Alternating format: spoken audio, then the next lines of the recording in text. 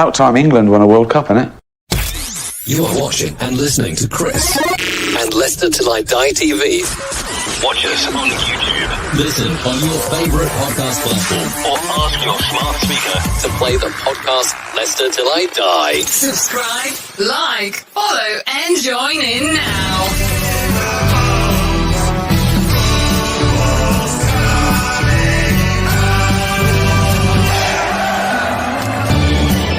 Chipped in. And put it in.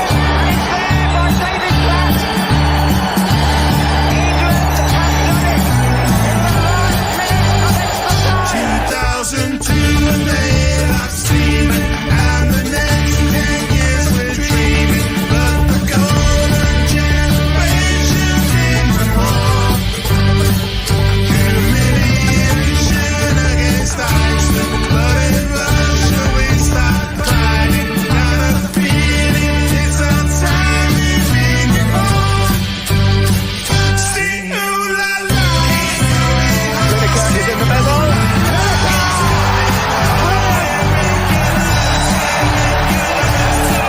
They're very far at the bar. Sing ooh la la. Sing ooh la la.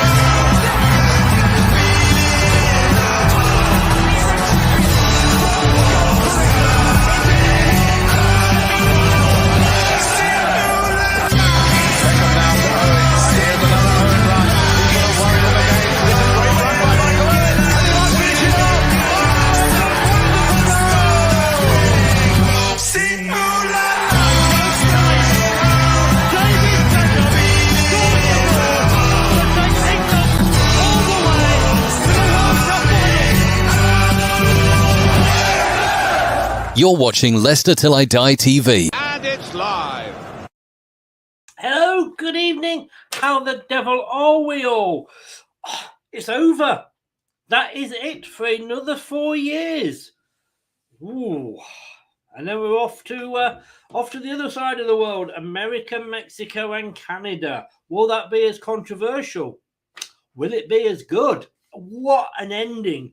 The team that started off losing, you would not believe, to Saudi Arabia, ended up winning it in the most amazing fashion. Congratulations. I've got to say congratulations to fourth place Morocco. To get to fourth place, I know you were disappointed, but it was absolutely amazing. You did your continent proud, you did your country proud, and it is nothing to be disappointed with fourth place. There's a lot of bigger teams than you, including England, that would have been grateful for that. Croatia wasn't my favourite team during the competition, but they managed to finish third. Coming second last time, not so bad at all. A 3 and a 2. France. I kind of wanted to go out to France. I kind of wanted France to win it because we went out to them. Sorry, I should have said. Wasn't to be. It was written in the stars that it was going to be Messi. But France, I don't know where you were for 80 minutes. I think you must have overslept and not got the alarm call because you decided to turn up in the 80th minute. But my God, when you turned up, did you turn up? What a thriller, 3-3 and then to penalties. Argentina, I hate Argentina, but then again, I hate France. But Messi, you've got to say, brilliant for Messi. And how good was it that Messi wins his first ever World Cup in the same World Cup that Ronaldo walks down the tunnel crying? It could not have happened any better. Nate is in. Hello, Nate. Good afternoon. I'm guessing where you are. That game was the best way to end a World Cup. It was. And take the politics out of it. It has been excellent. Great stadiums, well run. And what a way to end it. What a way to end it. Going to bring my guests in. The BBC. Well, they've got Alan Shearer and Jermaine Janus. ITV. Well, they had Graham Souness and Roy Keane. We couldn't get anybody half as good as those. So these are the three that I've ended up with. Doug, good evening, sir. Craig, good evening. And Reese, good evening. I don't know what you're saying, Chris. I don't know what you're saying. You know, at the end of the day, Roy Keane or me, you know, at the end of the day, you know, I can Can talk No, the that was talk, my highlight of controversial. the World Cup at half time in the first game. And Can I- then, Can I just say on behalf of like everyone watching that World Cup final, congratulations to Kylian Mbappe for a hat trick in the World Cup final for when all 3 goals actually went over the line. oh, I don't know. Bold. Picks in here as well. I've got to say, seeing as you've mentioned that, let me just say that, of course, during this whole competition, we did have a bit of a prediction league going. Myself, Dan, and the gentleman to my left or right, as you look at it, Mr. Hugger himself, Doug. Now, No. Hold on. It's Mr. Decisive Opinions on Mexico shirts. oh, this is very true. Yes, I'd forgotten that. Thank you for bringing that memory up for me. Now, Doug and Dan, well, I'll be honest with you, couldn't really win it at all, but they were in with a Morocco win for the 3rd place, and I went for Croatia. What can I say? They got their own back in the final because I went for France and they both went for Argentina. So at the end of a very, very close run thing, Dan ended up with 19 points, Doug 21. Well, I got 26. I know, it's so difficult not to look smug at this point. I'm sorry. I can't tell. It's not very often I win anything. That's about the first thing I've won since the egg and spoon race at school. I just love the fact it's the Top Gear reference of my favourite Top Gear episode. Even To be fair, Chris, I never usually get predictions spot on, but to actually predict the winner of the World Cup, I'm quite happy about that. Oh, you can do that smoking all you want. You had 2 sweepstakes, and they were both the finalists. You've got no right to say who you called the winner. In fairness, though, he did. You did say Argentina, and then they were in my final 4. But I had them get beat to Brazil, but Brazil didn't fucking turn up. So Yeah, I know. Obviously, shout out to George Kyle, who said Messi's a big game bottler. Not anymore. Well, I think we should give a big shout out to Brad, who picked Belgium to win the World Cup.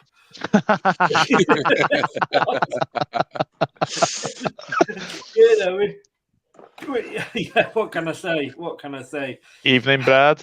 Yeah, exactly. Well, I tell you what, we could play this for Brad. He says if he can find it. There.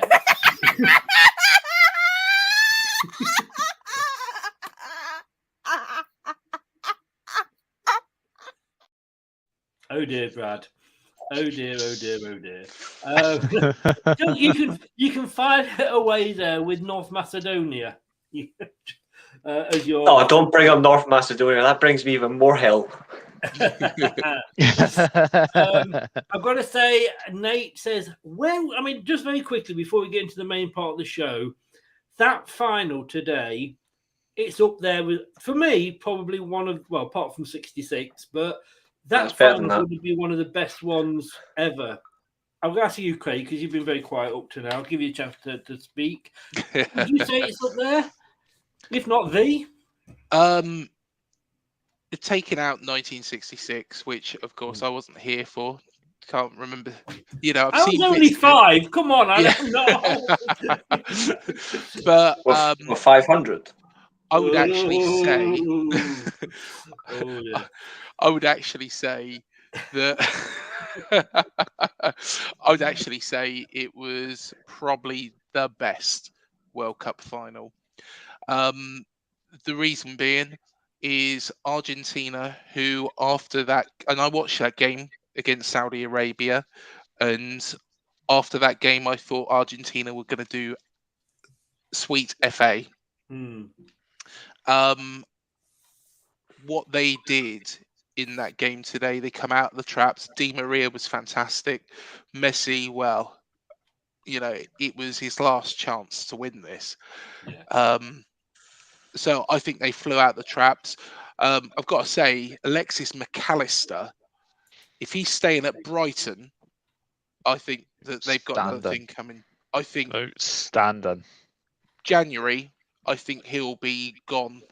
You know, I'm sure. Do you not think? I'm sure one of the big clubs. I'm gonna sound harsh here because obviously I said it on the watch along for fun.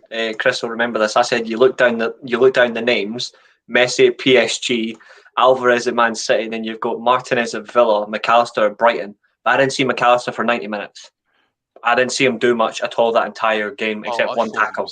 I thought he was fantastic. I think that's not his fault though. I think the only reason I didn't see him do much is because the big players actually stepped up.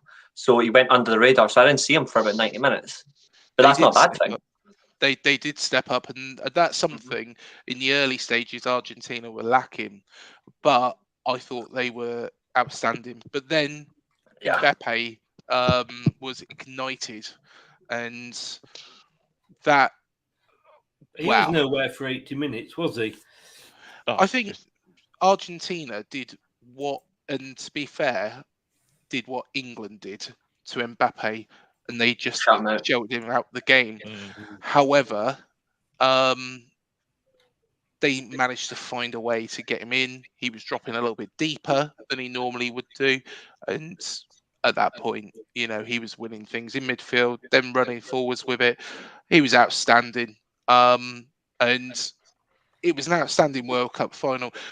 Question for you all: that first penalty for Argentina, was it a penalty? I don't think so at all. To be honest, I think it was a tap, and I think France could be felt harshly done by on that.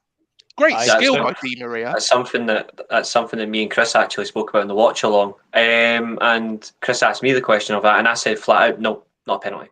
The one on the France one, a lot of people were questioning it. The pullback, that for me was a complete pullback. He's dragged him back. That for me is a penalty. But the one that Argentina got, no. I they think did, and I did say they deserved it. I think he trips over his own 2 feet. Yeah. Di Maria. I think if you see it really, really closely, it looks like he's literally tripped his left foot onto his right foot. So for me, it's cheating. It's absolutely cheating. But one thing I did want to say, that Argentina become the first World Cup nation to have lost the first game and won the World Cup in that instance since Spain in 2010. Mbappe is also the first player to score a hat-trick in a World Cup final since Pele in 1958. No, I think somebody did it in 1966, didn't they? They did, yeah. I don't count that. I don't count that final, so I just skip Oh, here we go. Just to query that, actually, though, did Pele get it in a hat trick in the final? Because I believe Jeff Hurst was the only person. He was, I'm sure Pele did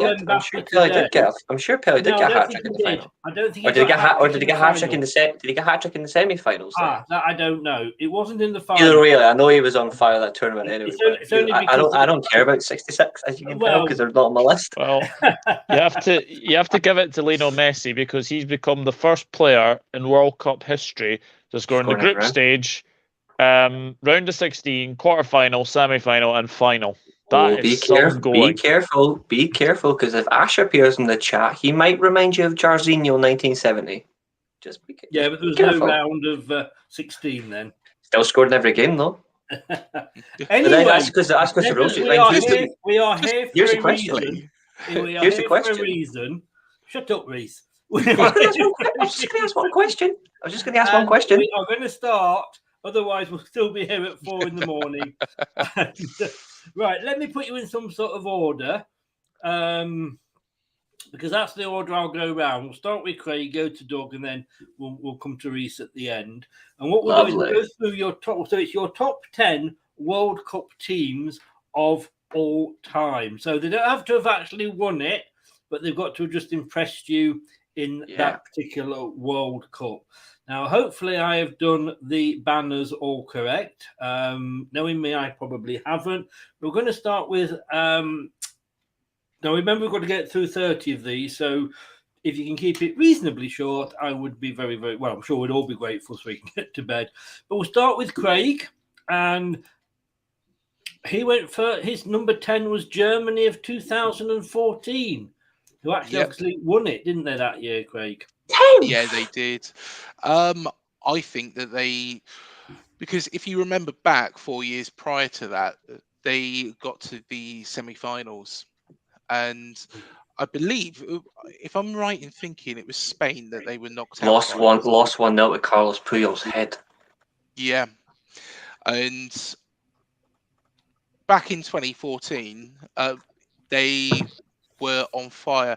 And the one game that stands out for me is that game against Brazil, that Brazilian game. And you're going to the host country, you're playing the host country, and they just wipe them off the park.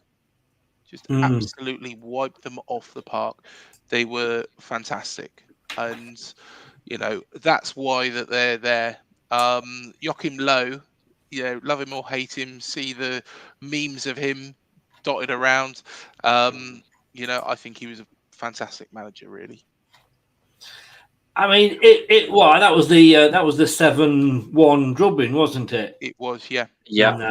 I was sat with Brazilians. Yeah, to go to Brazil, the host nation, as you say, and it's not like you've gone to Qatar like Spain have done and put 7 past Qatar. They've actually gone and put it past Brazil, who weren't actually that bad up until that point. But they completely just wiped the floor with them, didn't they? Every time they went forward, you thought they're going to score here. Yeah. Yeah, they also put 4 past Portugal in the group stage as well. Yep. Now, obviously, Reece being part Germany has put them rather a little bit higher than that. As in of course, no bias there whatsoever.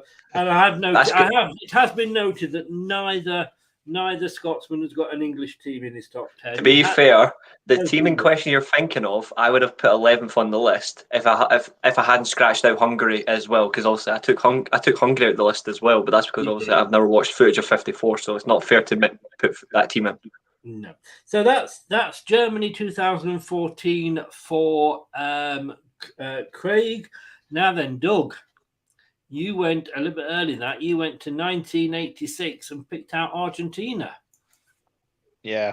Obviously, I wasn't alive, but my dad collected FIFA World Cup sort of DVDs of like all the sort of the past sort of World Cups.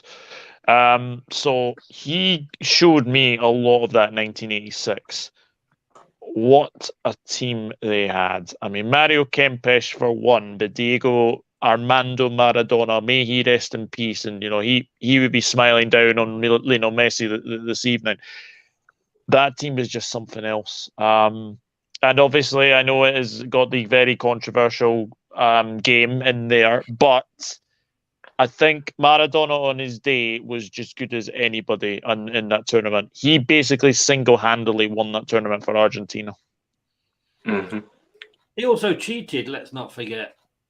Yeah, of course he did. But the second goal is all about Maradona. That second goal that he decided to go past a lot of England defenders, and I still say to this day, and me and my dad spoke about this, Terry Butcher should have took him out. I was waiting for you to say Terry Butcher because I mentioned him on the watch along. I was like, that goal's not about Maradona, that goal's about Terry Butcher. Like, he does nothing. He still looks like he's working in B&Q. But Craig, I mean, as an English fan, I don't think any England defender or midfield player, I mean, Peter Reid, bless him, I don't think if he'd put him on a scooter, he'd have caught Maradona. But, I've seen the goals, and to be honest, Maradona was somebody. He was special talent. However, there is, of course, the hand of God in there, and he knew what he was doing. He knew that he'd done it straight off, and Argentina, and even to this day, they are the masters of the dark arts, as I like to call it. They will, and you saw it with the penalty that they got today. They will, they will do things like that. You know, And if I got tapped like that, down at Little Down, playing six aside, I wouldn't go down. No. But for me, though, Reese, I'll come to you on this one. Of course. If he'd come out afterwards and said, you know what, I thought I'd try it and I got away with it, I would have said fair dues. But all this hand of God bullshit, now to me, he goes down in history not as one of the greatest players, he goes down as a cheating drug addict. And that's how I remember him. And, you know, I know you said that tonight as well. To hear Gary Lineker come out and say how wonderful he was when Gary Lineker was in that team, you know, it makes me want to puke, to be totally honest with you. All he had to do was come out and say, because if let's say Gary, I mean, every team has players, well, pretty every player will try something. I think, I'll see if I can get away with this. Sometimes you get the penalties, sometimes you get booked for diving. But if you'd come out, as I say, and just said, you know what, I'd go for it. Not my fault they didn't spot it. I would have accepted that, but I just think that way he came out just wasn't sportsmanlike. I always recommend watching the Football's Greatest series. They're fantastic episodes about footballers like past and present. And the very first episode is Diego Maradona. Funnily enough, Pele is second. But in the episode, it discusses the hand of God goal.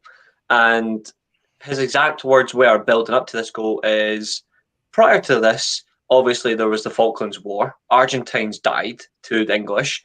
He says they've got the Argentine players have got no hatred towards the England players. They've just got the issue with the nation. So they want to go out and beat England because the players represent the country. Obviously, they killed Argentines. So I was like, that's fair enough. I understand that, but it's vice versa.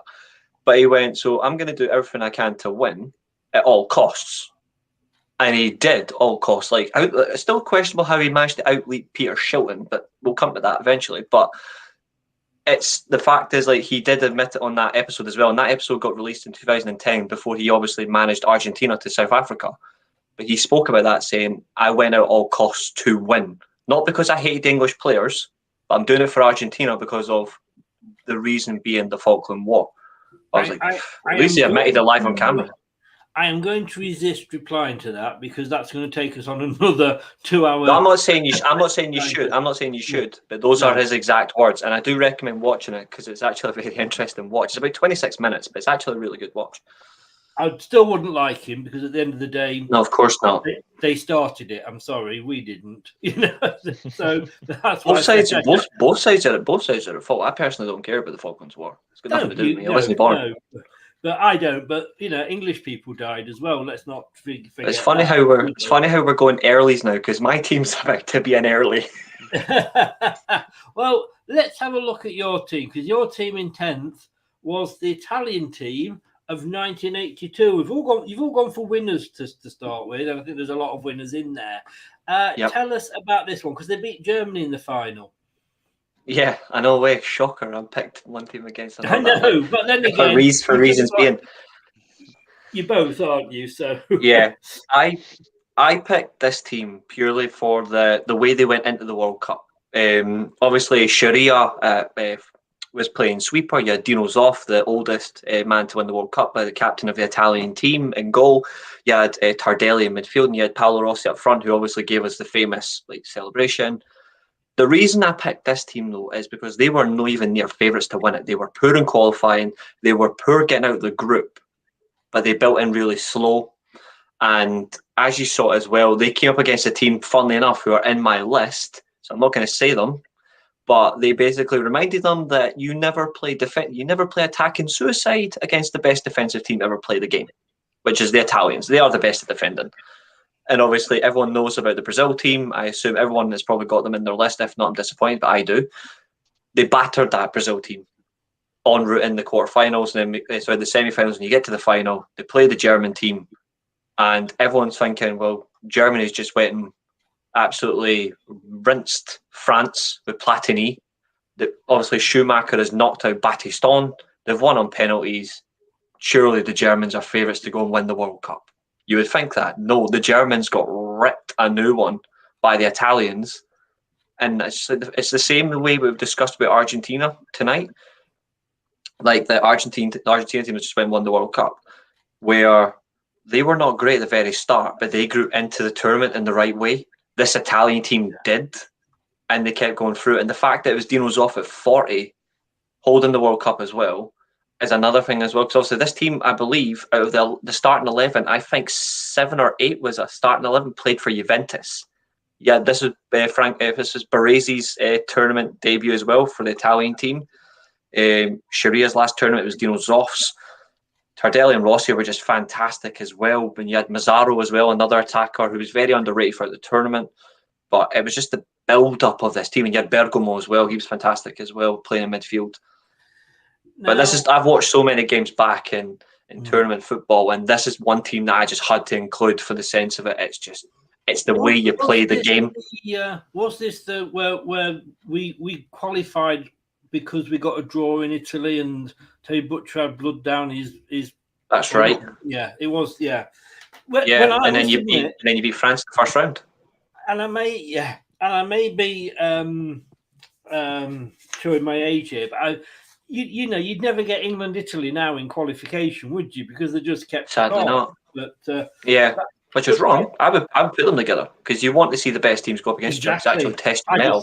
For me, as I always said, put all the balls into one bag and pull them out. Yeah, but I'm the same as Doug. Like old footage, I watch like old tournaments, old games, old highlights. I watch all of that on YouTube. So like all the teams I've actually picked are because I've actually watched their games. I've watched the footage, and this is one team. Of your picks, Reese. I'm going to be honest. This is one team. This is one team I had to get in. There's one team I told you about that I scored out. Even though I've watched footage, I've not watched a lot of them, so it wouldn't be fair. And that's the Hungarian team of 1954. I've barely watched any footage. It'd be very unfair to pick them, even though they lost to Germany in the final. Yeah. But that's why I left them out. Funny thing is, Craig is the only other Englishman in this chat with me. For the 1982 World Cup, teams that were seeded, because they had seeded teams there, and still do, I suppose, Spain, Argentina, Brazil, Italy and West Germany were all seeded on their previous World Cup record. England were seeded on security grounds. That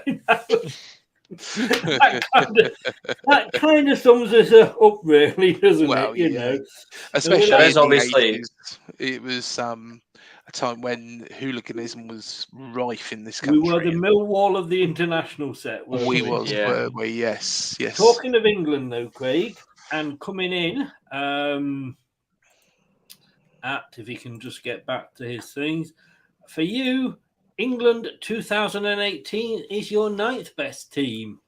Yeah, so the reason why I picked us in 2018 is because the way that what we did in that tournament in the early stages, of course, we did get beat by Belgium twice in the competition and got beat by Croatia, so it wasn't a perfect World Cup.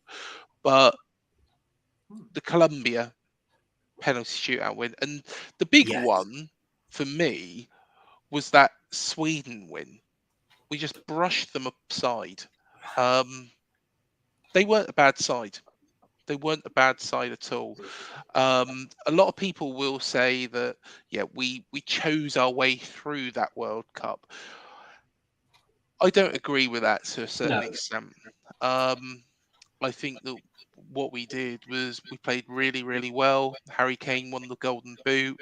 I've gone for all picks of World Cups in my lifetime that I've actually watched from start to finish, and I think that England team, and not to give too much away, is probably the second best England team, that I've watched in my lifetime.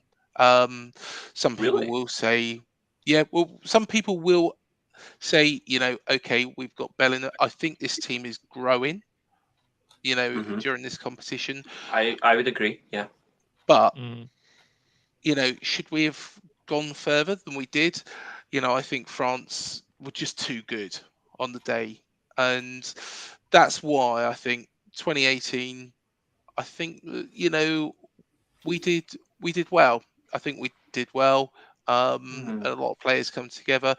I think for 2026, you know, we will be a force, because if the players are managed in the right way, and whether or not that is with Southgate at the helm, I don't Well, know. don't start on that again. That's another hour conversation. We're not doing Southgate tonight.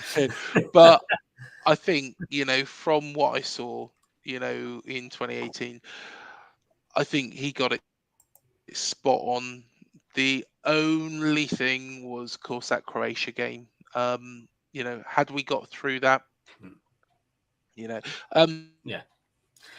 And to be fair, you know, with regards to the 2000, this World Cup just gone, you know,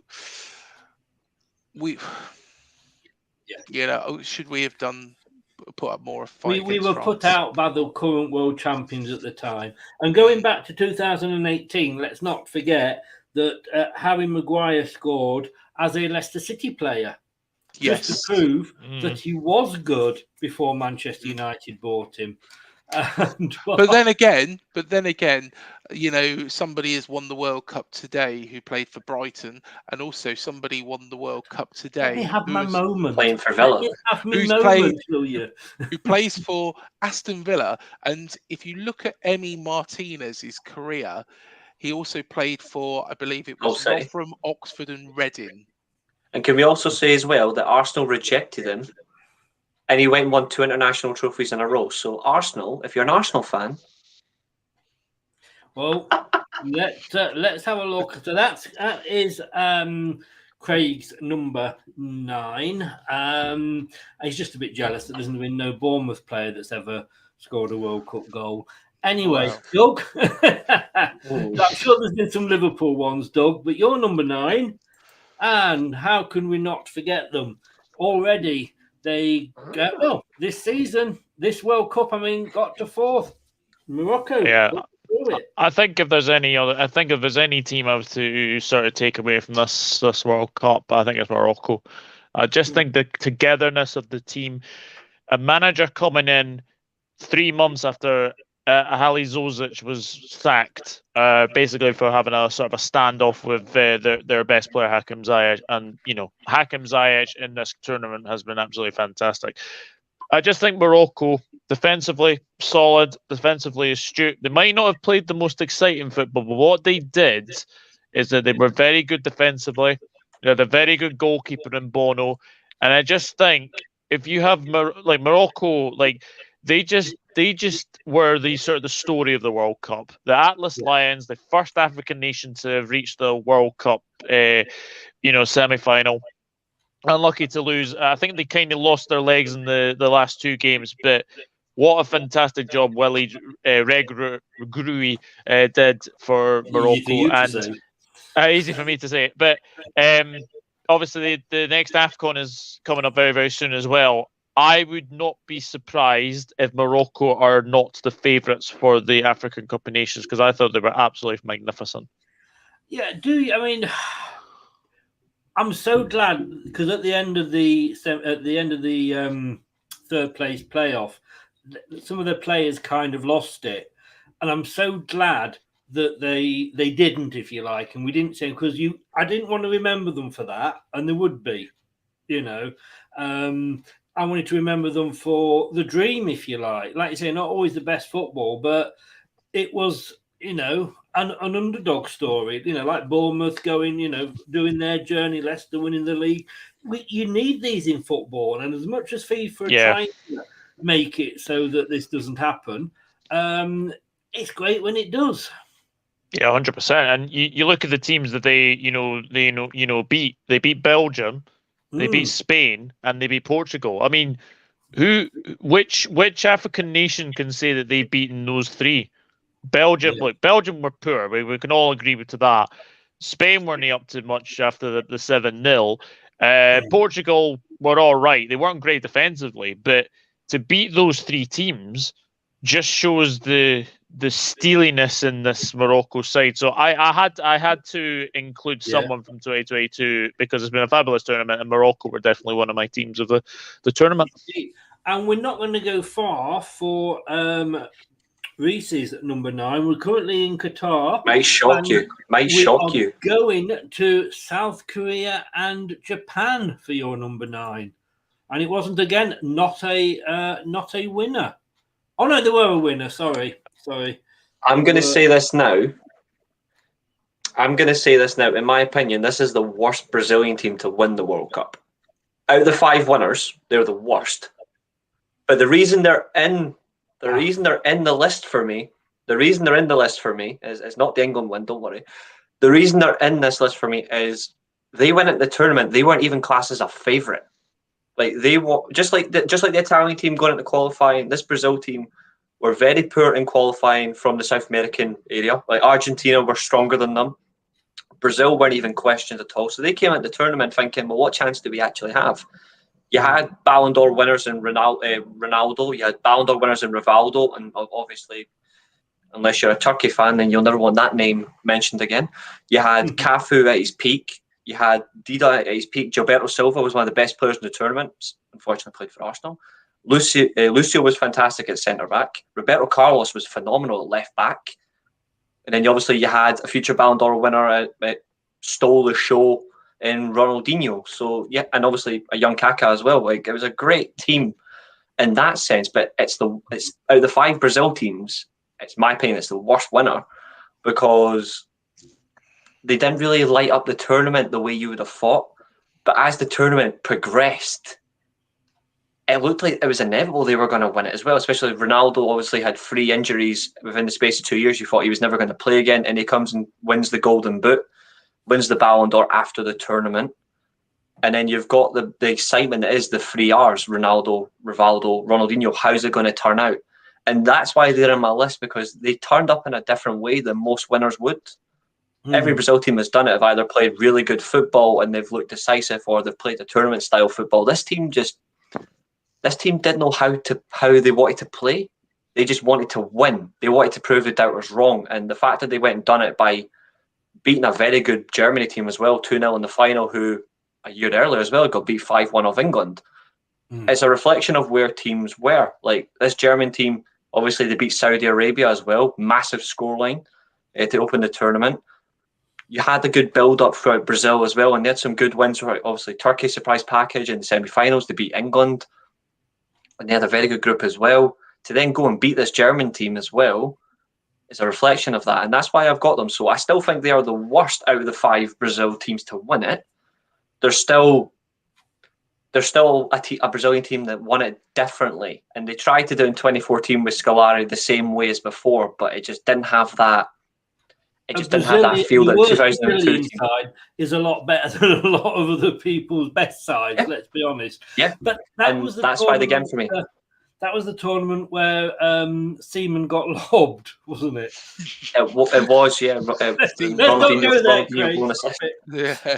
Ronaldinho goal and assist. And that was the first World Cup I ever watched as well. It was fantastic as well. But it was just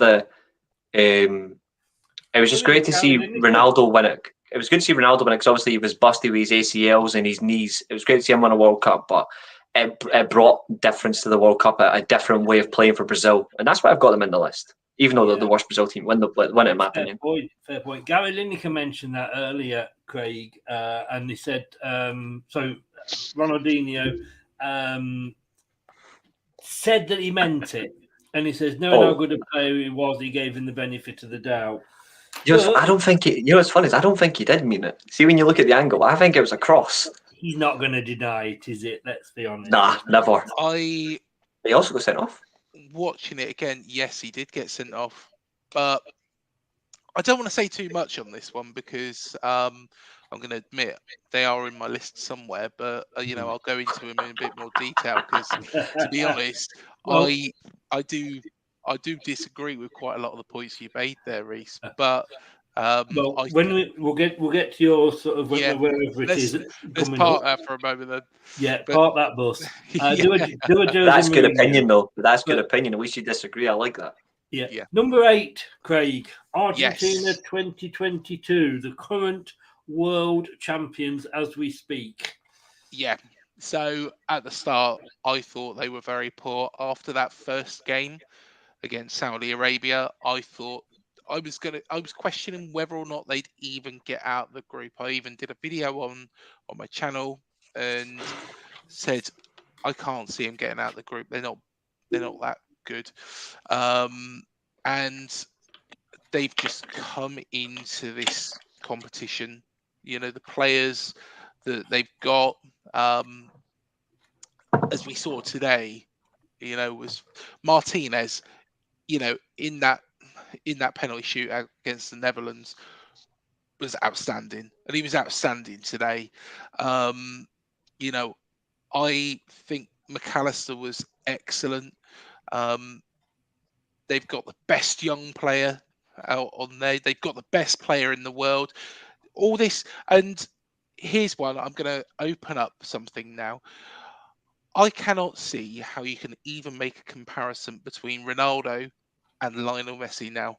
I think Lionel Messi is, by all extents and purposes, is probably the best player that I've ever seen in my lifetime, without a shadow of a doubt. And, you know, I don't think Ronaldo could even clean his boots. The interesting thing I find with this choice, Craig, is that they are the current world champions. We have just seen them go 2 goals up, get pulled back, go 3-2 up, get pulled back, and win it on penalties. But you're the only person that's put them in their top 10. It's resilience as well. That shows resilience, because they're not particularly the strongest defensively. We knew that. Otamendi, I don't think he's of that quality. He's not a world-class player. He's a good player, but he's not world-class. But what they've done today is they've got pegs back. They didn't let their heads drop. They then went 3-2 up, then got pegged back again. At that point, you know, a lot of sides would have gone flat. And then they've gone and won a penalty shootout.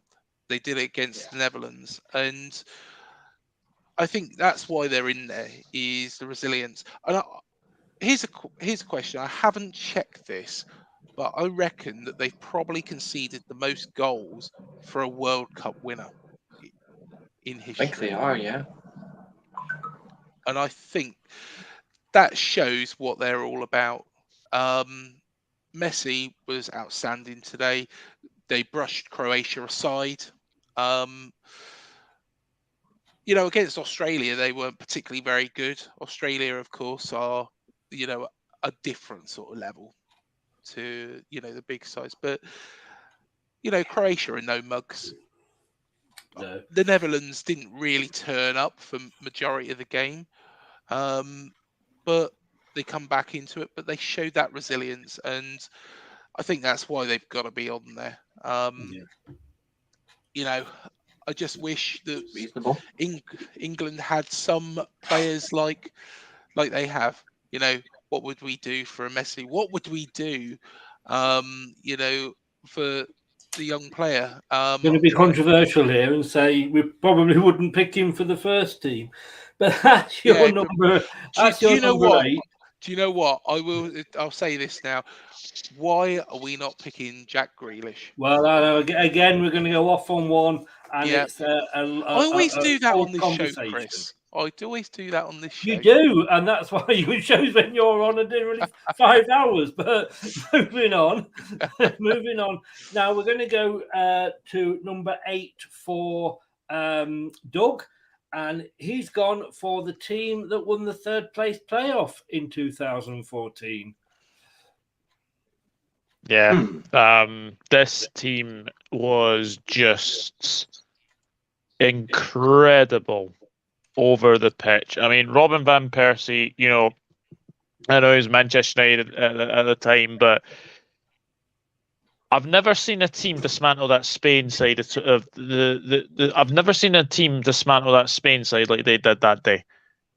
It was just incredible the way they played, and it was through the whole tournament. Like Van Gaal had a system. Like some of the players, like I'll mention, obviously, like Wesley Sneijder, Robin van Persie. Like he had a young Jorginho Wijnaldum in there, Dirk Kuyt. They had a lot of experienced players. Aaron Robben, probably one of the players of the tournament that tournament as well. They had a young Memphis Depay as well. For me, for me, that Holland side were as good as any to potentially win it. But unfortunately, they came up against Argentina again, and they just cannot seem to beat Argentina, whether it's 2014, whether it's 2022. But that Holland side, and to dismantle Brazil 3-0 in the third place playoff as well. What a side! What a side! Another thing to your selection as well, Doug, is prior to that World Cup as well, Kevin Strootman, the main man for Van Gaal's midfield, got injured, so he had to completely shape the system again completely because he lost his main midfielder.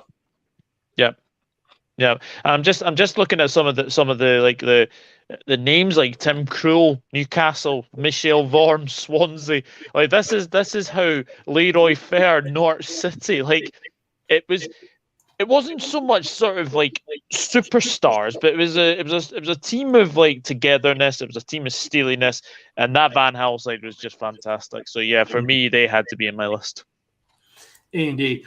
And we're moving on to Reese's number 8. Now we go back again to, I'm sure this is my first ever, and we did mention this earlier in the watch on, my first ever FIFA PlayStation game, which was on the PlayStation 1. Yes, I am that old.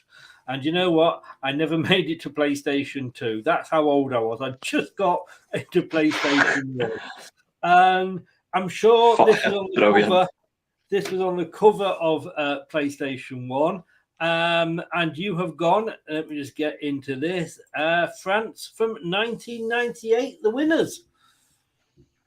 Yeah, the host nation, the team that lost the Tournoi des Champions literally a year before the summer tournament that would eventually become the Confederations Cup. They lost that, funnily enough, to Brazil, the defending champions. Obviously, the Roberto Carlos curling free kick that everyone talks about, that we'll never stop talking about. But that was a year apart in the same stadium. And the reason I went for France 98 is because not only did you have Zidane there anchoring the team, you had Anelka, who played fantastic for the tournament, you had Trezeguet, you had Thierry Henry, you had Lilian Thuram, you had Fabien Barthez, you had Laurent Blanc, who unfairly got sent off in the semi-final against Croatia, never played the final, first red card of his career. You had Marcel Desailly as well. Like, this was a fantastic France squad, and I didn't actually pick them because they won the World Cup. I picked them because it was the different ways of winning games. So in the group stage, they swept teams aside with Zidane's influence and Deschamps running the midfield, and then Henry and Anelka up front, or Trezeguet, depending on how they played. And it was such a very well orchestrated team in that way.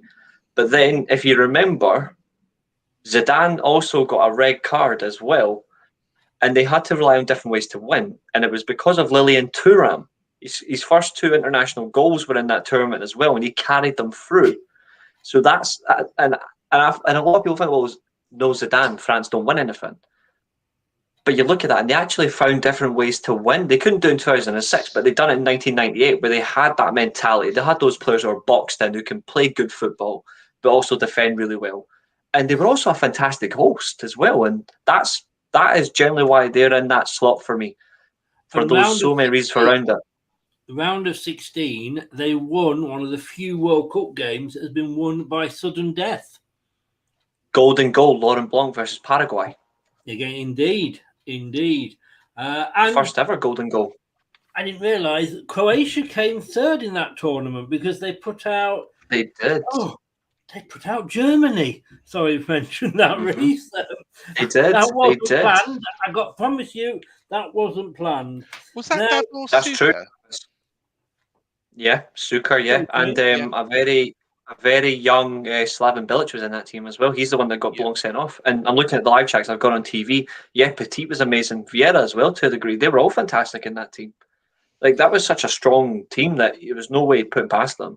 But even when they lost Zidane for that sending off, they just kept growing and growing. And it came back even stronger. And then the fact that Zidane scored twice in the final as well, like the main man at the tournament. And they didn't just beat any team. They beat the defending world champions as well. Like, obviously, Ronaldo had a fit before the final. I don't think he should have started. I personally think they should have went with Edmundo. Very stupid not to come out and train. But it doesn't matter if they didn't come out and train or not. That Brazil team got swept apart. Like they made it to the final, fair enough to defend their title, but they didn't look like a defending champion in that final. I've watched it back. They looked like a team like Ecuador, like just brushed aside, like simple as hell. But it's the way they went and done it as well from start to finish.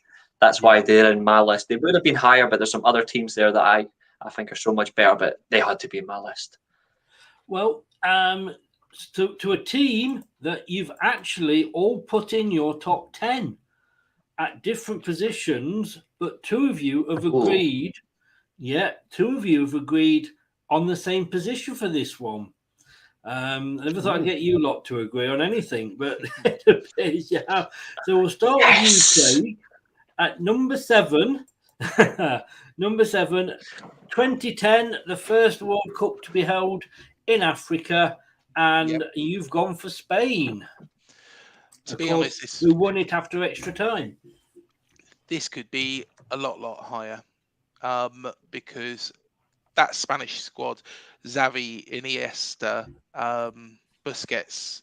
I'm trying to think of the team. It was outstanding, an absolutely outstanding team. Casillas in goal. Spain are a little bit like England in a way, apart from that period of time. And I just think, even in this World Cup, they're a bit like us, where, can turn on the style against teams that are, poor. Let's look at, we swept aside Iran, we swept aside Panama, they swept aside Costa Rica. But, for example, when it comes to the crunch and going into the knockout stage, they got beat by Morocco. There was none of that. And there was complete domination by that Spanish team. I don't think they had it all their own way. They did have to squeeze through some games. We did mention that game against Germany. Well, just going to say the 3 games from the round once they got out the group were all 1-0s. They put Spain out, Portugal out 1-0, Paraguay out 1-0, and Germany out 1-0. Yep. Yeah. So, they had to squeeze through, but they dug in, and they were an outstanding team to watch. They played, and a lot of teams have adapted that sort of style since they saw that World Cup as well, where they just used to keep the ball, pass it around. It's what you see like Man City, really. Keeping the ball, managing that game completely from start to finish, frustrating the other team, making them chase you. A whole different quality, and they could have been easily higher up, but I wanted to pick some surprises as well for you. Yeah, no, that's fine. It's your list. And can I just say thank to all 3 of you? Nobody has picked Germany from 2010, and had you picked Germany from 2010, it would have been rolled out, and I'd have put somebody else in there for you. Not that I'm bitter, and you can guess sort of, from the Maradona hand of God and the Germany. I don't hold a grudge. I know I do let it go, but just not for a long time. But Chris, just on that note, the Germany 2010 team, I think during that game, and as horrible as it sounds, and of course we had that goal that should have counted, could have changed the course of the game. We weren't really at the races during that competition. I don't think we were. The USA game was, well, I can't say much more than that about it. It was rubbish. Yeah. Going then to Doug, and your number 7, Senegal 2002. Yeah, this might be a bit of a shock to people, but they also went through on a golden goal. Yeah, they did against Sweden, believe it or not. And that Sweden side in 2002 was very, very good. Obviously, we had one Henrik Larsson, of course. Sorry, Reece, to mention that. But I've just looked at the Senegal side, and it has a lot of players that actually went on to play in the Premier League. You've got Henri Camara. You've got Papa Bouba Diop, may he rest in peace as well. El Hadj Diouf, the less out of that one, the better. Salif Diao.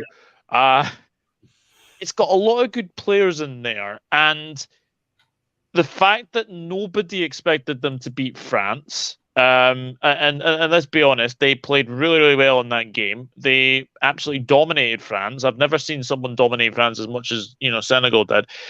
Did well to get a 1-1 draw against Denmark, and then the 3-3 against Uruguay. That was a fantastic game to watch. And then for an African team to get to the quarterfinals was very, very good.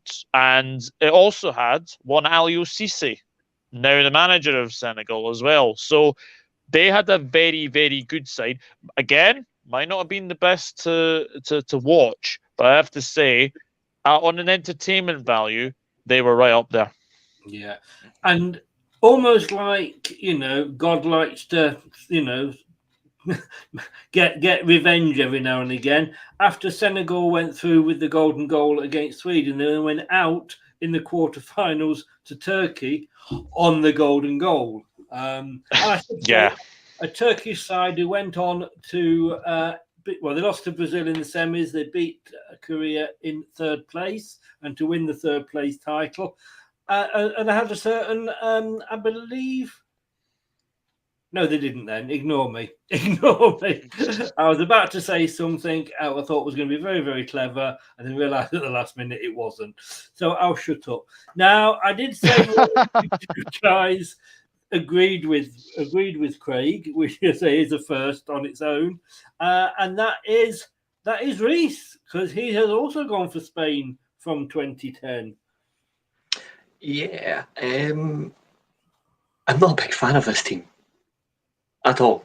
I think they're actually overrated, but they did do something that's never been done before. They won 3 international trophies in a row, but it was the pinnacle of being the world champions. Although very lucky to make the final after beating the Germans. They're in it because of the game against. You don't hold grudges or bitterness at all either, do you? But, obviously, the shock losing to Switzerland in the opener, but it was just a pure joy against Paraguay. That game against Paraguay is why they're in this for me. But also, the way they won, the way they play, it was brilliant. Villa was fantastic. Puyol, brilliant. You had Fabregas. You had Juan Mata, Xabi Alonso, who got kung fu kicked out of the tournament. But it was just I think people overrate this team too much, but I still liked watching them. But they were just so decisive. And I know BLE put Netherlands in the live chat for 2010. I would never include that Netherlands team in a list. I thought that team was shit. And they didn't play football. They played destruction instead, which is okay. But they would be for me. But it's just the way they won the tournament and the fact that it was the best club team in the world. But so many people overhyped them too much. But I just love the difference of getting there, and they changed the course of football about how to play the game. That's why they're in the list for me. But I find there's better teams than them. But they were a deserved winner. I just hate how they got there. To be honest, they didn't score, that many goals. If you look at the statistics back from that World Cup, 7 goals. 4 of the games. No, sorry, I believe it was 5 of the games they won 1-0. It was the final 1-0, didn't they? Yep. After extra time, yeah. They won against Chile 2-1. The only team that they actually beat by 2 or more goals was Honduras. Yeah.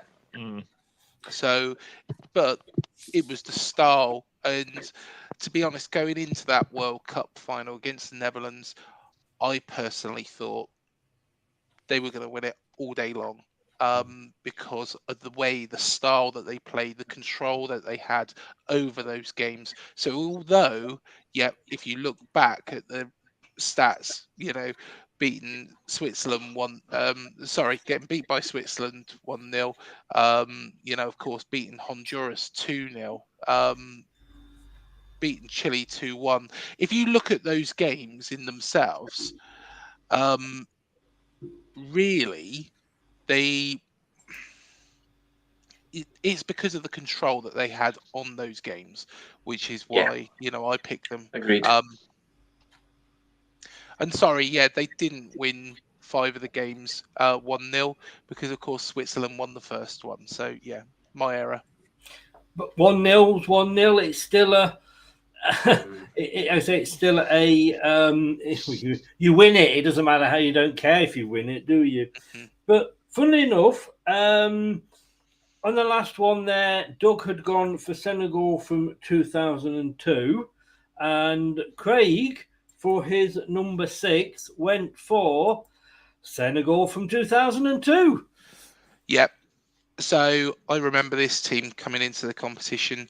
I think they were in the lowest seed in the pot. Of course, they were drawn against France, who, let's be fair, were reigning world champions and European champions. And European champions as well. And although France didn't turn up in that competition, and I will say that France didn't turn up in 2002, the way they went about it was just brilliant. I didn't even know where Senegal was in 2002. I didn't have a clue. I was the same. Like most Scottish people with Costa Rica in 1990, it's okay. Yeah. When you look at their team, most of their team were playing in France at the time as well. They were managed by a Frenchman, so it was something. They had a lot of knowledge of that France team, of course, and they rolled over them. They beat them with ease. I know we mentioned, the players that they had. Papa Bouba Diop, a fantastic player, of course, played with Harry at Portsmouth. El Hadj Diouf, I know he is a controversial character, but extremely talented. If you watch his games back from that competition, he's brilliant. These players nobody knew anything about. Traore. As well, it was it was just a fantastic football team, and they did well. Of course, they did go out to Turkey with the golden goal. I remember that, but they did very well against Sweden. Uruguay, who of course had Diego Forlan in their side. They matched them toe to toe. I believe, if I'm right in thinking, didn't they go 3-0 up in that game? I was on it a minute ago. Give me a minute. Go on. Yes, they did. Yeah. Two goals from Papa Bouba Diop as well. He needs to win something, or should have won something just for that name, shouldn't he? Really? Yeah. But they were a side, and to be fair, whenever they've qualified for the World Cup, they've always, ever since, they've been, a decent squad. Even at this World Cup, yes, the group was easy. But there was a lot riding on that last game against Ecuador. And I believe Ecuador would have gone through had Senegal not scored. And I just think Senegal back in 2002, nobody knew about them, nobody had heard of them, and it was a little bit of a shock to the system, especially for the French. So I've just got to say, Nate, you are very close to being timed out. It's pick on the English day, isn't it? But if you're going to do that, then how many? I'm sure the Americans at some point, when they realise they're probably never going to win the World Cup, will actually come up with another soccer tournament. They'll call it the World Series or something. There'll only be them in it, and the A team will beat the B team and will claim to be world champions. Sorry, Nate. Doug, we're down to your number 6. Now, this is one that's already been mentioned by Reese, and one that will get another mention later on. A popular choice, this. France again, 1998 for you in 6, that team, Doug. Yeah. I mean, what do you say? It was just some team. I mean, Barthez, Blanc, Thuram, like you obviously had Zidane. Zidane against Brazil in that final was just unplayable. He was totally unplayable in that final. Again, I was probably too young to remember sort of 1998. Obviously, I've watched sort of moments. I think Reese might be the same. I think I was a year old. I think we'd probably be probably be the same in saying that. But just watching that tournament again, the French were just something else that day. And I agree with what Reese said earlier about obviously Blanc was never a red card. Should never have been sent off.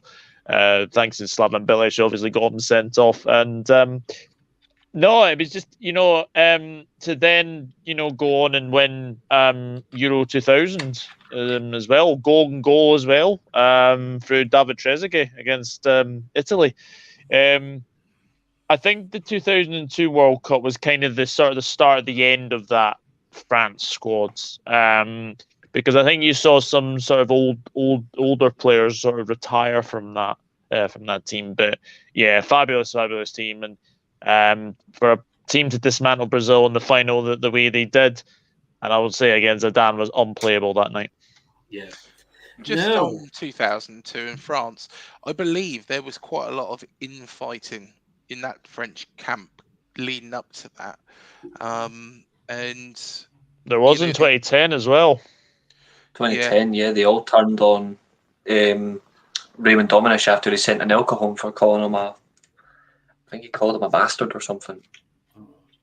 So he sent him home, and then they all made him read out in front of a TV camera a written apology.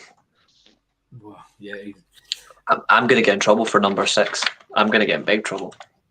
You're not, actually. And, well, maybe your family, but certainly not of me, because you're back now to my era. And it's a World Cup that we go that far back. Australia were in this. So were Germany. But, of course, Germany being Germany couldn't just turn up with one team.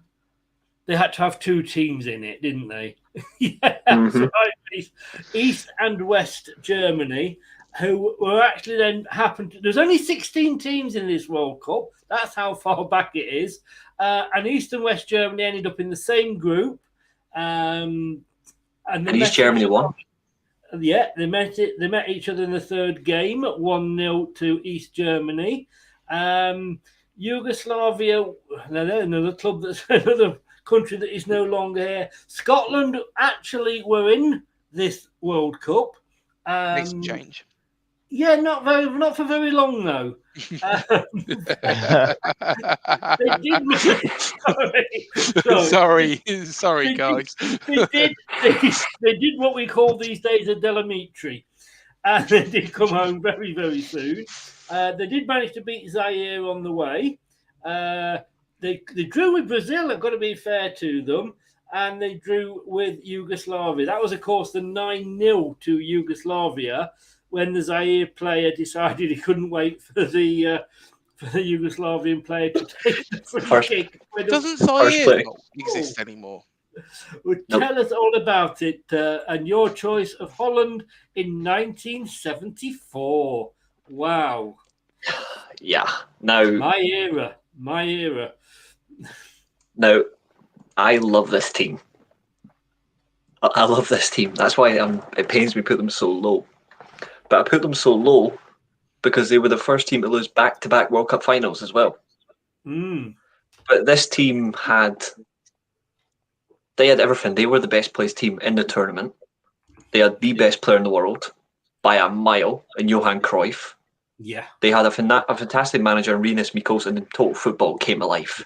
And also, if you think about this tournament, they dismantled world champions Brazil. Well, the thing is with this one, Reese, is that you had 4 groups of 4, and it then went through to 2 groups of 4, from which Netherlands ended up in the same group as Brazil, East Germany, and Argentina, and they came out on top. Argentina were bottom. And then the 2 winners would go on and play in the World Cup final, and that was West Germany versus Holland.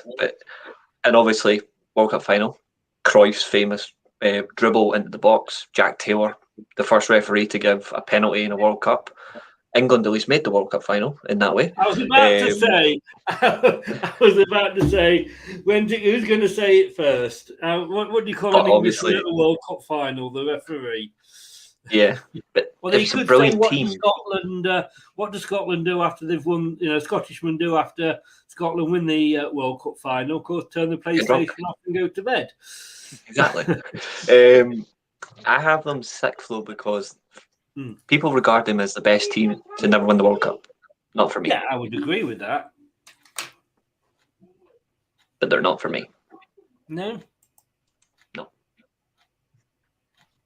they're a great team.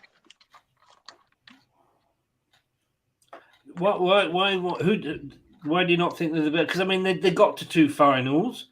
They had some great players, but they didn't win either. I think there's just one other team that's just more impressive.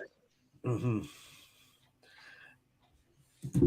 got to be honest with you. We will see whether that one comes up later. But Holland at number 6 for you. And then we are going on to number 5. We're halfway there. Well, it's been mentioned twice already. Here we go for the 3rd time. It's them bloody French again. 1998. I had to rank them higher because Zidane, Petit, Henry, Trezeguet, Barthez. What a team! It was. They were obviously wiped the floor with Brazil in the final. I can't really say it any more than what has been said, to be honest, about this side. Brazil, of course, the reigning world champions, they just swept them aside. Of course, they then went on, won the Euros as well. I think the French team from 1998 will be, and if you compare it against the team that won in 2018, would you say that they're a better team? I guess the memories of that team, probably live on a little bit more than the 2018 team because they just all come together. And of course, the Confederations Cup, they of course lost that just beforehand as well. So yeah, I think France 98. I think. Well, I've got to say, thank God. Like in-laws after Christmas and the New Year, we finally got rid of them. France do not appear again at all in this show. But fair play to them for getting a team in all 3 of your charts. And now we can say, fuck off, France. Moving on. You're on my list of hated teams. Now, come on. Doug, 2006 for you in 5th place, and Italy, who won the final on the old penalties. Yeah. Again, 2006 will be remembered as well. First things first, it was my 14th birthday because the final was actually held on my birthday. But what asides, you had Fabio Cannavaro, who was just electric that game, that tournament. Grosso, who obviously scored the winner against Germany. Sorry, Reece. They had some amazing players in that team. Andrea Pirlo, Gattuso, Camoranesi. I could go on. Daniele De Rossi, Massimo Ambrosini. I mean, the list goes: Luca Toni, Alberto Gilardino, Francesco Totti, Alessandro Del Piero. Like, that squad is as good as any World Cup squad that I have ever seen. And you know, there is a harsher way to obviously win a game of football, and that's obviously on penalties shootout. But basically, what happened in that final, obviously Zidane getting sent off, I think, was the biggest shock of anybody. I actually remember watching it. I was actually on holiday in Matlock, and I actually remember watching this final. It was actually on a projector screen, so I know from that anyway. But me and my dad sat down and watched it, and we just looked at each other when Zidane was sent off because we couldn't believe it. We couldn't believe what had happened. Then you saw on the big screen that he headbutted Marco Materazzi. But yeah, that Italy team. I don't think there's been an Italy team ever since then that's really sort of dominated tournaments like that. And obviously we saw then that Italy side actually went out in the 2010 World Cup as well, in a group that included Slovakia and New Zealand as well. So very, very strange. But yeah, that Italy 2016 was very, very good. So they have to be on my list. Australia were actually in that World Cup as well. But my memory of the 2006 World Cup, because of course we went out to Portugal on penalties. Oh, it was a bloody wink. Well, not only that, and I didn't realise at the time, because I was actually on holiday at the time when that game was played in Portugal. Oh. Yes. That double hurt, I'll tell you. That, especially when you get on a little bus to go into the town and it's full of Portuguese fans wanting to celebrate. And yes, let me just leave it at that, shall we? But that was your number 5. So, number 4. And we are going to go for... Has Reece not done his 5? I have not done Reece's 5. You're quite right. You are quite right. I was trying to ignore him because of the team that he's picked. But that's about it. Reece, Germany, 2014. Best German team for me that I've seen. Wealth of talent, best football, destructive start to finish. And they made mincemeat of the Brazilians. And I got to sit with them. and I got to sit with the RGs as well. To be honest with you, I've got to give it to you for, you know, the fact that you managed to sit with the Brazilians again and got out alive. They all bought me Pepsi Max afterwards. Well, you know how to celebrate, don't you? Oh yeah, it was such a good thing, and obviously this man on Portugal as well. The drew with the US, and then it was just a brilliant tournament. It was just a brilliant team, and all the depth there. Lamb's last tournament, Klose, record breaker. Muller was phenomenal. Schweinsteiger.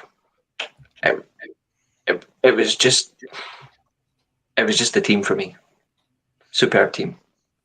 No, I mean, you know, you haven't got to look past the Brazil game just to put them in your list somewhere. Funny thing is, with that 2014 World Cup, and we are talking about everything that's gone on with Qatar, but it was marred by demonstrations even before the World Cup had started. In fact, there were various issues with safety, including the death of 8 workers and a fire during construction. So some things don't change, unfortunately. But I'm just showing me here the Brazilians holding up a banner saying FIFA go home. Yeah. And it was the last World Cup with Blatter as president as well. Yeah, even back then. But yeah, so like you say, unfortunately, always got controversy around it, haven't it? Well, to be honest, you know, apart from Germany, I kind of blank out that World Cup because of we were shit. Let's be honest. You We were absolute shit in that World Cup. What, with Roy as manager? I mean, come on. For those who want Southgate out, bring back Roy. Bring back Roy. No, please don't. To be honest, yeah. That was Wayne Rooney's only goal in the World Cup finals as well. Wow. It is true, yeah. Against Uruguay, no, against Italy. Against Italy. Uruguay. Oh, even worse. We still bloody managed to lose that game, didn't we? We managed to lose. Yeah. That was Luis Suarez, and that was when he had nibble on some people, didn't he? Oh, yeah. Chiellini. I got away with it. Wonder what would have happened with that with VAR. Good thing is he got banned for it. I remember this one, and who can forget this? Was this the Roger Miller World Cup by any chance, Craig? Yes, yes, it was. Yeah, I almost put them in as well. He did play 3 World Cups. To be honest, we were very, very lucky to actually get past Cameroon. Yes. Can we just remember Lineker dived twice? All I remember is we had a very animatic referee. He liked to make sure that everybody knew what he was doing. Yeah, but you look at that World Cup and you look at the results for Cameroon. Cameroon actually beat Argentina 1-0.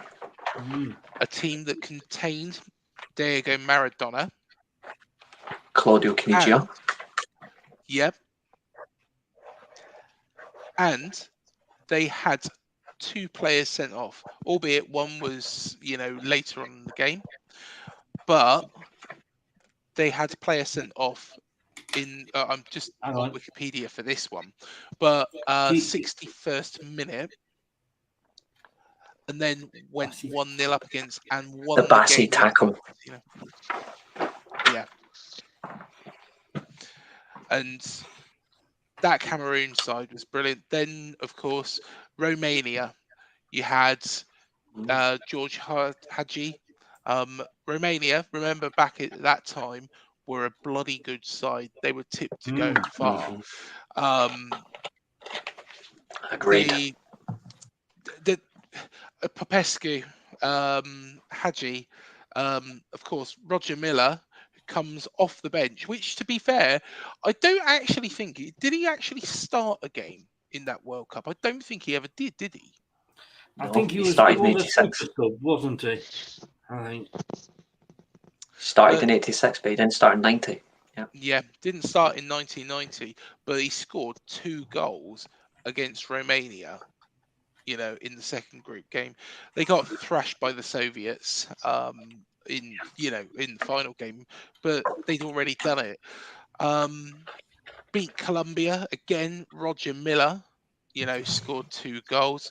This was the first World Cup that I can, really remember. 1986. I was a year old, and then we faced them, and they nearly put us out. They did nearly put us out, and we had to rely on 2 penalties, like you mentioned, to actually get through. 2 obvious penalties for me. Yeah.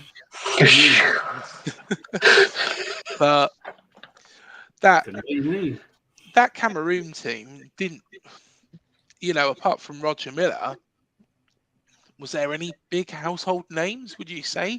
I think Roger Miller wasn't really until the World Cups, was he? No, but they were a team that were just united and gelled together. Again, the first half pure of the evil. team to get to the quarters, were they? Yeah. Yes. Yeah, they were. Yeah, they were. They were pure evil, though. Well, a very good shout for number 4. Now, Doug's number 4. We've already, again, this has been twice here.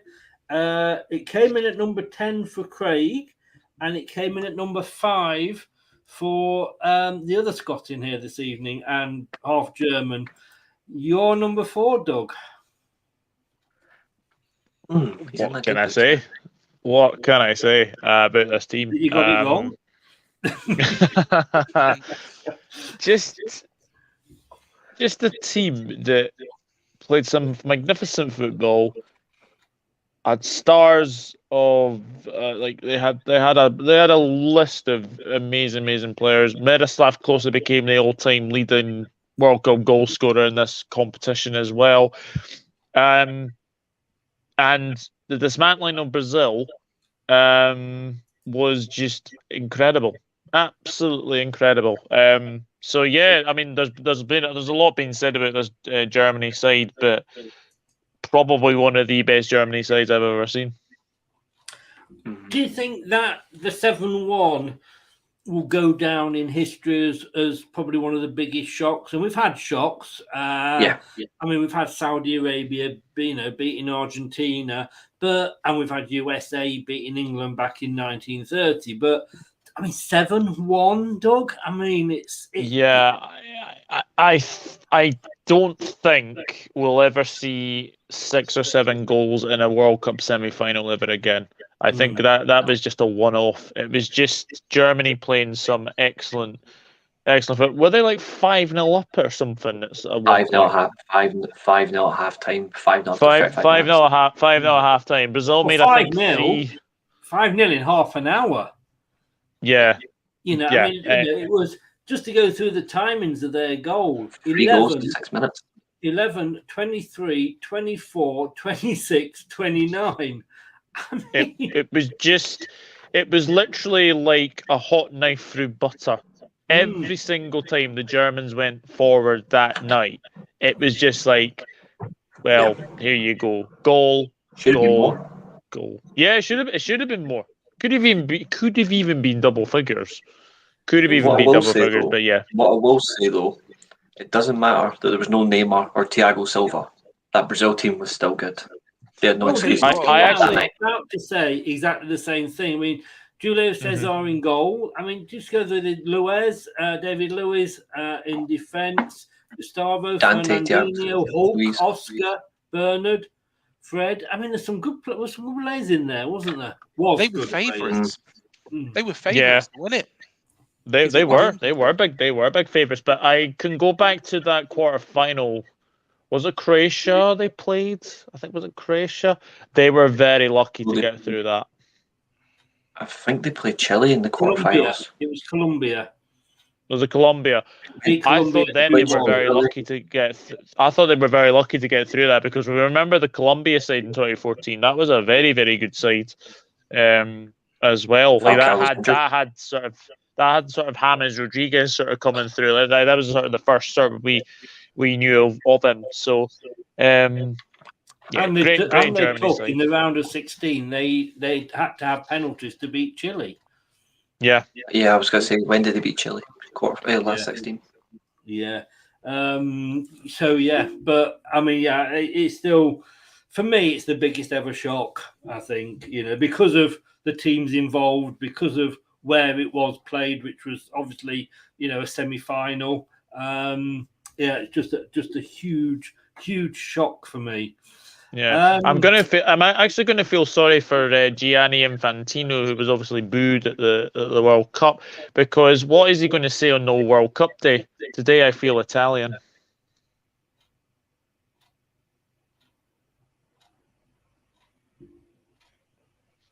Say that again slowly. Well, I feel sorry for Gianni Infantino because what thing is he going to have to say on No World Cup game day? Today I feel Italian. Yes.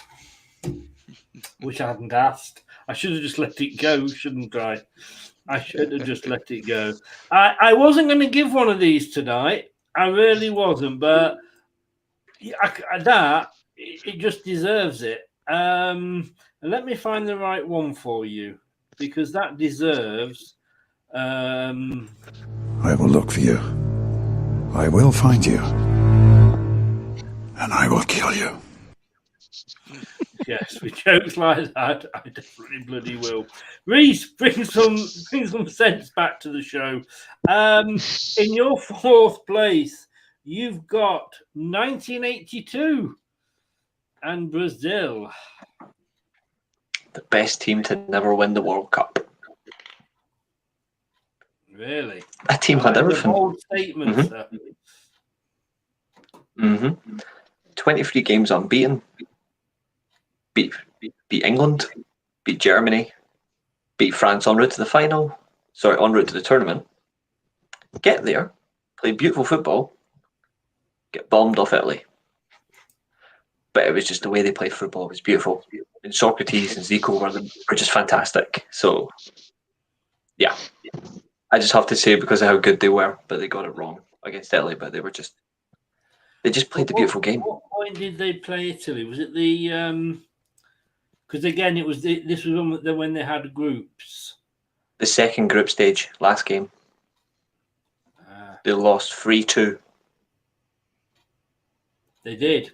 I'm sure it was 3-2, yeah. And they just got it so wrong. You're quite right. And that team, like you say, it had some stars in it, didn't it? Falcao, Tostao, Rivellino, Zico, Socrates. I mean, the rest don't matter. There was. I knew it was a group there was a group of three: Italy, Brazil, and Argentina. Mm-hmm. That was a team where Maradona was in as well. Wow. Yeah, they had Eder as well up front. Yeah, that team was just beautiful. They are your best team never to have won the World Cup. Yeah. Not I think if they got to the final, you said earlier. I think if they got to the final, they'd have won it in style. Wow. There we go. That's Brazil. 1982, number 4 for Reese. Craig. Now, bringing us back right up to date. These have been mentioned already. And I'm sure they won't get another mention at all, as I'm just loving a look here. I think they've been mentioned, well, once, because somebody hasn't mentioned them. Morocco 2022. Completely unfancied. Of course, they didn't have the best preparation to this World Cup. But what they have done, to get out the group, which, let's be honest, nobody really expected them to get out of that group. Nobody expected them to win that group. Then they faced the Spanish, managed to get them into a penalty shootout, beat the Spanish, hold their nerve, then play Portugal with Cristiano Ronaldo, playing his last World Cup. And, albeit he would come off the bench. And let's be honest, Portugal swept aside Switzerland in the game just beforehand. Thrashed them. Morocco managed that game to an absolute T. And when they come off that pitch, I think why they didn't give France as much of a game is because of injuries. There was a sending off in that Portugal game as well, but they did. Sace was, of course, injured, and he wasn't really. He was just outstanding throughout that tournament. Just how they held their nerve against the Spanish as well. There's only a short stretch of water between them. There's quite a fierce rivalry between them. I would have loved to have seen them in the final. Would have absolutely loved to have seen Morocco in the final, unless England got to the semi-final against them.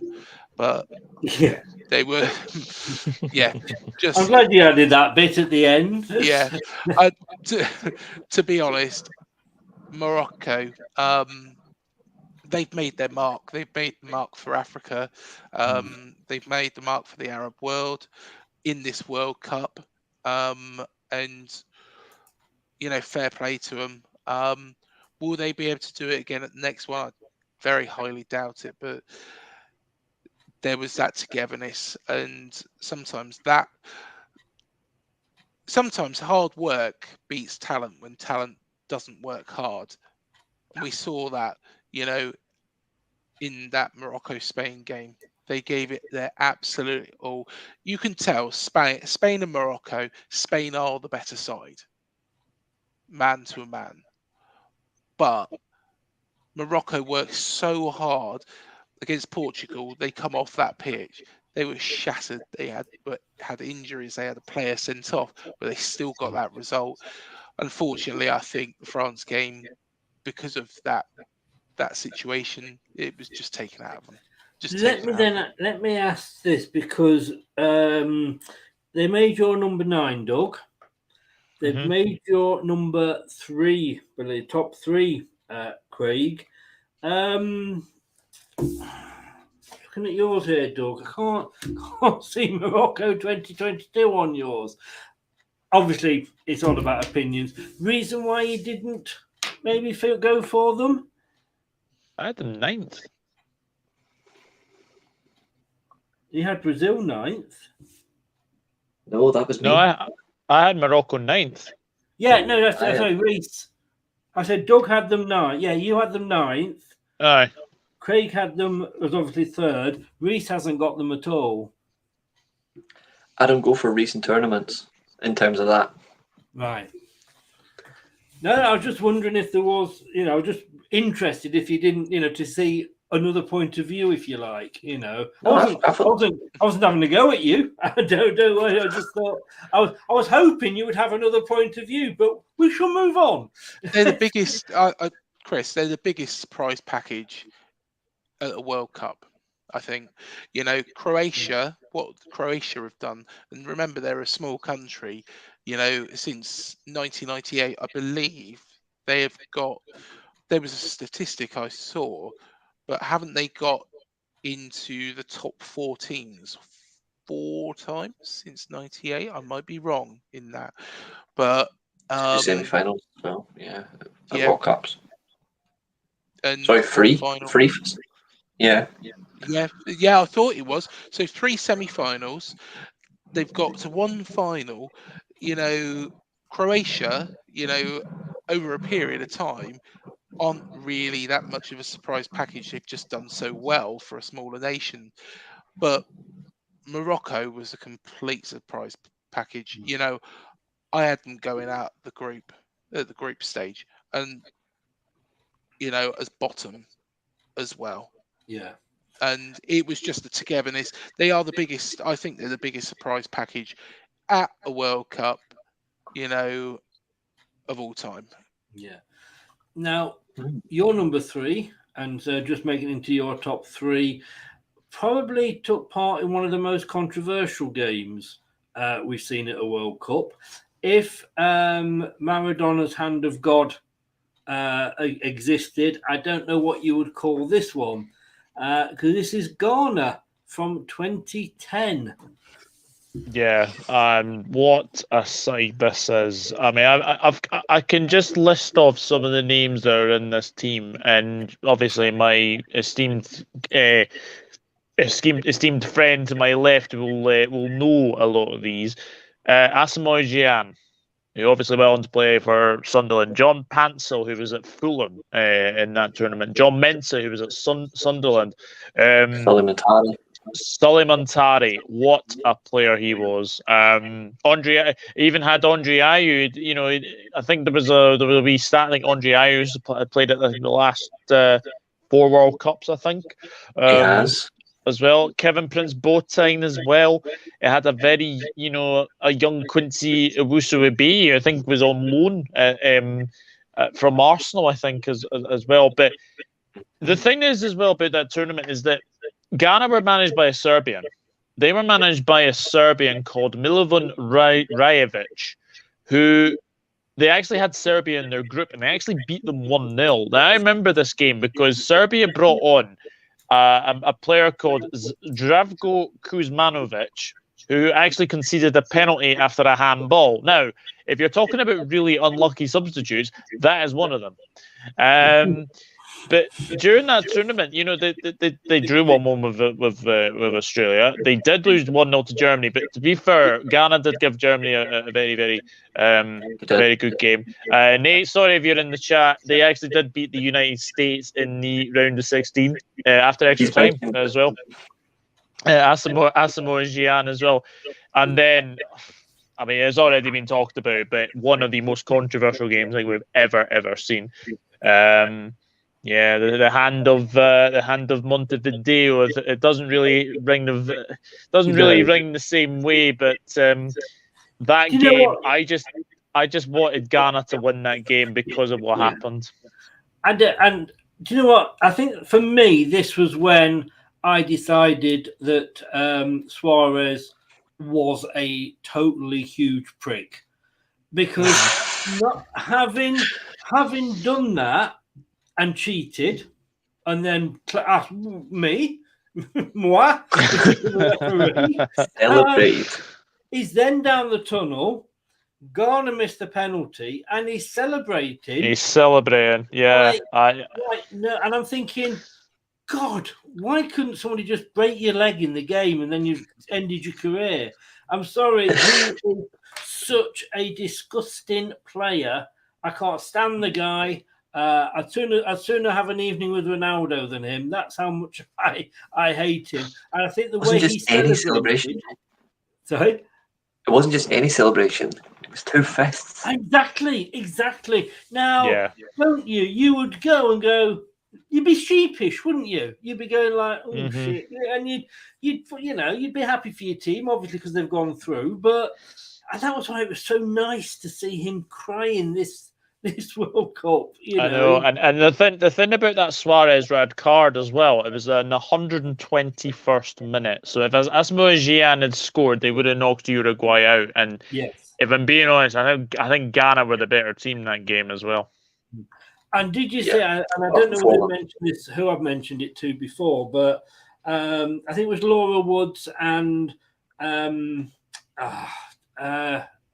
Scottish commentator who's Ali McCoist. And they're in the crowd, and she's actually videoing on her phone Ali McCoist, and he says Ghana will miss this penalty at this World Cup, and he got it spot on. They did, they did. But that was my defining moment. Like I say, when Suarez would have been better off not wearing his Argentina shirt and putting a condom on. It would have suited him better. Yeah, and little did I know then that Liverpool were about to sign him as well. Do you know what? I don't think you don't actually ever speak about him like in nice terms. He's not fondly remembered.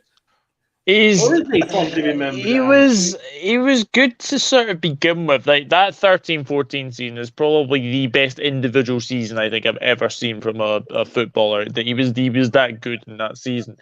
But obviously his antics of the 2014 World Cup obviously wanted to move. He obviously got his move in the end to Barcelona. I think it was 75 million. I think we sold him for. And banned for 4 months. Obviously that as well, and then obviously after that we got a very cheeky 40 million plus £1 from Arsene Wenger's Arsenal in 2013.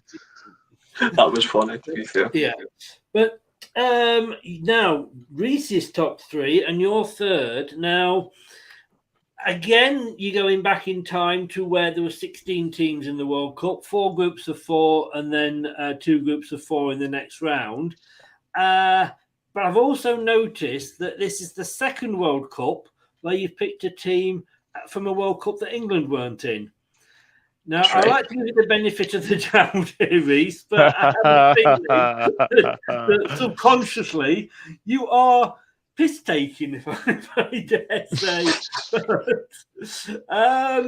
You have gone for Argentina of 1978. the best Argentina team ever. Go And on. one word, Kempis. Yeah, fair point. Fair point. But then again, controversial when they beat Peru. Sorry, Chile. Chile they beat. Was it Chile? Yeah. 6-0. The group stage when they screwed Brazil. Let's have a look. Which group were they in? It was either Peru or Chile, but they screwed Brazil at qualifying because they had to better the scoreline. They won 6-0. Brazil were in with hang on, 1978. Yeah, Brazil were in a group with. Oh, unless it was the second group. Second group phase, yeah. Because they didn't decide on a World Cup. Same as 74.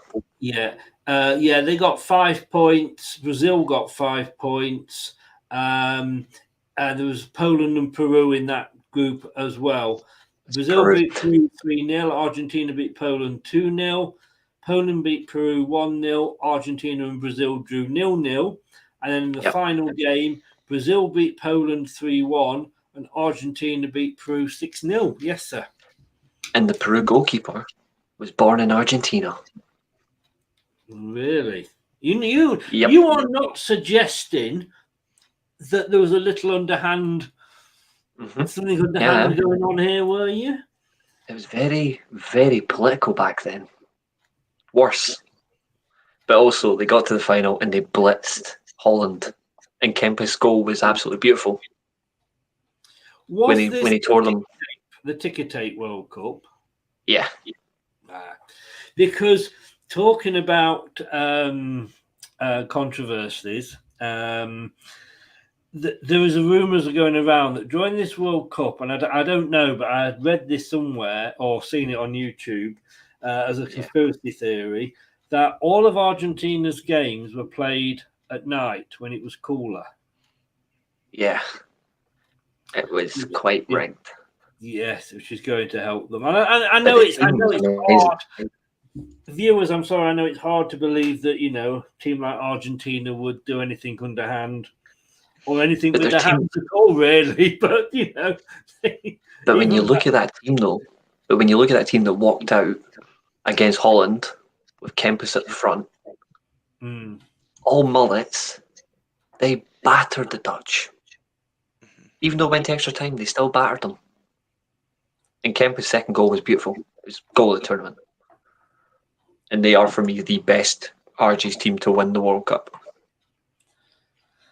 No, they did. It was, despite all the controversies which seemed to follow Argentina around. For me, I remember it for the ticker tape. It was a great, and that was the second one, wasn't it? That was Netherlands' second loss in the final, if I remember. Because they'd lost in 74. That was the first, because they lost the two in a trot. Biggest country never to have won the World Cup. But we're into the top two. Now, far be it from me to sort of show any bias at all. It's coming home, it's coming home, it's coming. Football's coming home. It isn't, though, is it? Let's be honest with you. But at number 2, Craig, you've got England from 2002. Yeah, of course. You can always say that the 1966 team was, the best England team ever because we won it. But, I wasn't here back then. So I've gone with, World Cups, like I say, that I remember. And this England team, without a doubt, if we had got past Brazil, would have won that World Cup. And that is the biggest frustration, the quality we had. This was a World Cup where, Beckham scored that goal against Argentina, and Argentina managed by Marcelo Bielsa. He got his revenge on Batistuta, Simeone and all those lot. Back in the day when Cambiasso had hair. Yes, yeah. Of course, there was that Brazil game And like I say, we'll come to Brazil in a minute, but Michael Owen, that fantastic run, fantastic goal. It's quality. Didn't we? I'm trying to think back. We won 2 games and we drew 1 in the group stage, and I believe that No, we draw won was. 1 and drew 2. Oh, We drew with Sweden 1-1. yeah. How can I say this? We beat Argentina 1-0 Yes, with of that course. David Beckham penalty, and we sent them home early. And Yep. I think, didn't somebody get on the wrong coach or something as well? Didn't English player get on the Argentinian coach? Yeah. Yeah. Well, just a little bit of revenge for 1998, which, to be Then honest, we we drew was with robbed. Nigeria 0-0. Yeah. But it was just the talent we had in that team. And when it comes to knockout stages, I'm sure had we got past the Brazilians, we would have gone on and won that World Cup. Just the way we played in that game as well. Way we played against Argentina. I think that's probably the best England team, that we've had in my lifetime. We got past Denmark, beating them 3-0. Like you say, Brazil, had we got past Brazil, and I think we were lucky. I mean, for me, I think it was a lucky goal, whatever we say. Seaman lobber. The Seaman lobber, exactly. You love saying that, don't you? Yeah, Seaman lobber. It was 2:00 in the morning. I still say when I did that question, and it didn't strike me as being rude at 2:00 in the morning. But we would have met Turkey, and I think we would have beaten Turkey. Yep. Would have stuffed them. Thank you. And would we have got past that Germany side, do you think? I mean, Brazil did. I think we would have. Yeah, I think we would have. I think, do you remember we beat, Reece, we did beat Germany 5-1 the year beforehand. That was, we did. I don't think that Germany team was particularly that strong at that time. And again, is this a case of Sven doing a bit of a Martinez and wasting the golden generation? To be honest, I think we were really unlucky. Sorry, that pesky cold. Moving on to Doug's number 2. It was number 7 twice for two of the two esteemed guests, but you've got them as high as number 2, Doug. Spain 2010. Yeah, I think this period between 2008 and 2012 is the most successful international team of all time. Spain from 2008 to 2012. Basically, they played very, very well in 2008. They won Euro 2008. They dismantled Italy in Euro 2012 as well. I just think 2010, they had to be resilient. They had to show their steeliness. I mean, as I said, that obviously Argentina became the first team to win the World Cup after losing the first game. Spain did exactly that in 2010 as well. And the final will be remembered as basically Nigel de Jong kung fu kick on Xabi Alonso. How that was never a red card, I will never, ever, ever know. And yeah, that team was very, very good. But I just think that period from that 2008 to 2012 is one of the most successful international teams of all time. They were at that particular time, like you say, Euro champions, world champions. They were a joy to watch, weren't they? Yeah, they were. So I mean, Xavi, Iniesta, Fernando Torres, David Villa, David Silva, just a team that ebbed in absolute superstars. Yeah. Well, number 2 for Reese, going back to another World Cup where England weren't there. Surprise that, isn't it?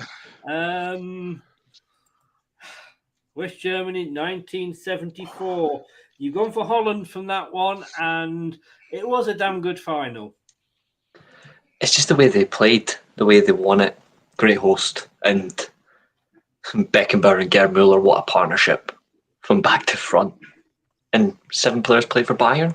Shows why they were that good. And even though they lost to their Eastern rivals, they were just convincing the whole way through, and rightfully so. They deserve to be world champions as well after going a goal behind.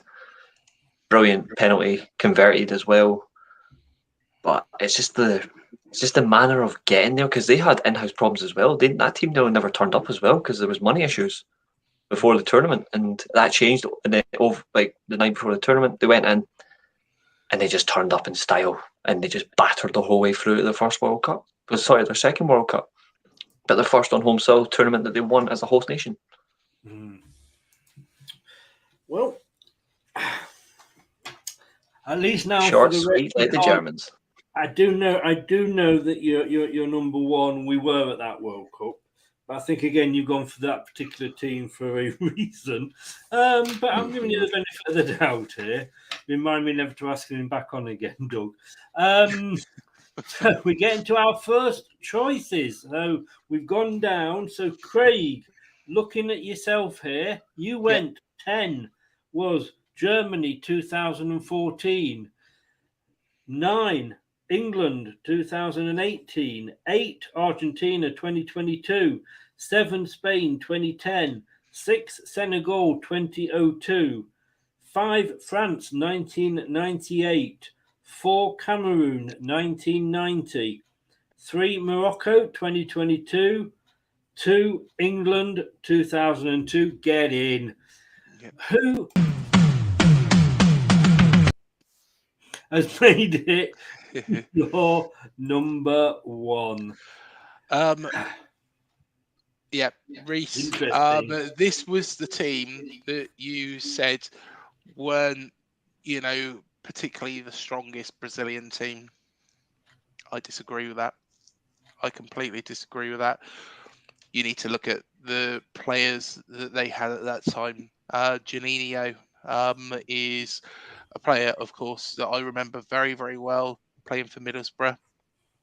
And, he was electric when he first came over to this country. Saw nothing like that before. And, of course, he lit up that World Cup. I think Pontus Kamark still has him in his pocket, though, from the League Cup that year. Yes. Sorry, just carry on. Just like to throw that in there. But Ronaldo, Rivaldo, Roberto Carlos, one of my favourite players of all time. Just the way he used to stand behind that free kick. You knew where it was bloody going. And normally, 9 times out of 10, it was going straight in the back of the net when he did that. That little staggered run up. Cafu, great, right midfielder. I'm trying to think. Gilberto Silva was in that team. Cleverson as well. Cleverson, yeah. Honestly, and another one that nobody talks about, Rocky Jr. Yes. Yeah, centre back.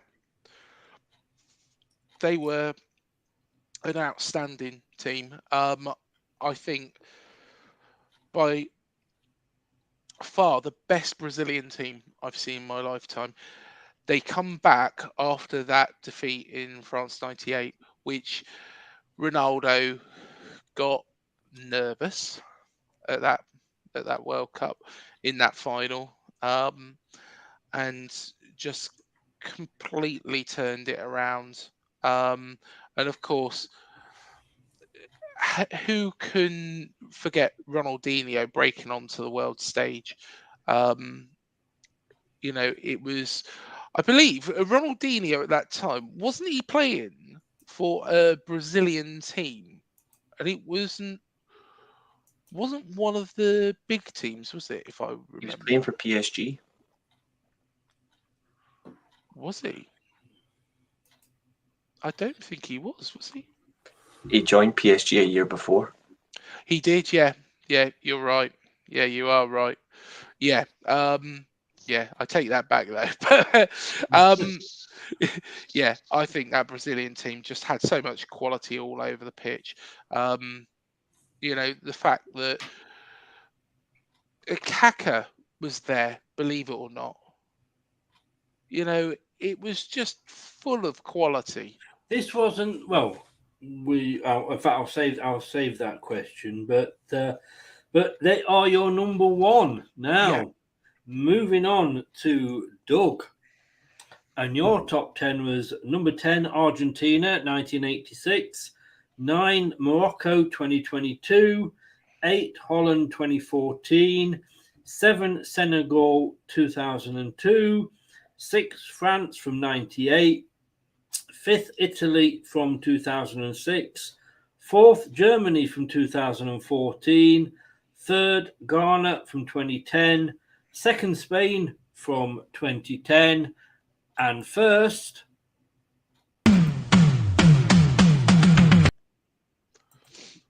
it's Brazil again from 2002. And what I was going to say was, and I thought I'd save it for you, was this wasn't the Brazil where there was the antics at the corner flag when the ball hit him on his knee and he went down holding his face, was it? Yes, it was. Yeah, it was. It was. Yeah, it was that game against Turkey. But I remember this. This is my first World Cup I actually properly remember. I was in primary school. I remember it very, very well because we actually got to actually watch the games in assemblies. Like, we'd obviously do our school lessons, and then we'd actually be able to actually watch in assemblies. So I remember watching Brazil-Turkey. I remember watching Brazil-England. And that team was just something else. And I think, a lot of people can say stuff about, obviously, 1998. Ronaldo wasn't he wasn't at his best in the 1988 final. I think it's safe to say that. To come back, Golden Boot. I think he got the golden ball. I think what he got now as well. Ronaldo 9 is one of the best number 9s I think I've ever seen. And I actually remember before obviously the World Cup started, I think I can't remember who it was now, but there was a company that was actually advertising like cuddly wee bears. Because I actually had a Brazil cuddly bear. I had a Brazil cuddly bear on the nose. I think I had an Argentina one as well. That is my first memory of. Admit it, you've still got them. I do not have them. No, I do not have them. But I do remember. I do remember having them. But yeah, that Brazil team, I think, is still the best Brazil team I've seen. At least I know Reece. I know what Reece's number one is because I know that it is a certain team that I actually know about that. But I think if we're being honest, it probably had the best referee in that final as well, Pierluigi Collina. Like you did not want to cross him. That Brazil team was absolutely amazing, and Ronaldo 9 was just unplayable in that tournament. Yeah. Well, there you two agree now, Reece. This for me, I mean, you had cuddly bears. I mean, it was nothing. When I was growing up, you begged your dad to go to the Esso petrol station so that you could get the little silver coins, and he'd bring them home. You'd open them up, and you'd have a folder. Cardboard folder that you'd open up with little circle holes in it that you'd place the coins in. That was proper football. Not quite as far back as cigarette coupons, and we don't recommend smoking, of course, children, but those cigarette coins were the bee's knees. And worth a fortune if anybody's got a full set, by the way. Unfortunately, I haven't. But, Reece. Number 10 for you was Italy 82, 9 Brazil 2002, France 1998 was number 8. Spain 2010 7. 6 was Holland 1974. 5 Germany is 2014. 4 Brazil 1982. 3rd Argentina 1978. 2nd England 1966. Sorry, West Germany 1974. I misread that then. I do apologise. And your number 1. I have to totally and utterly agree with you, sir. This, for me, is the best international team ever. Brazil, 1970. If only remembered, not only for Bobby Moore being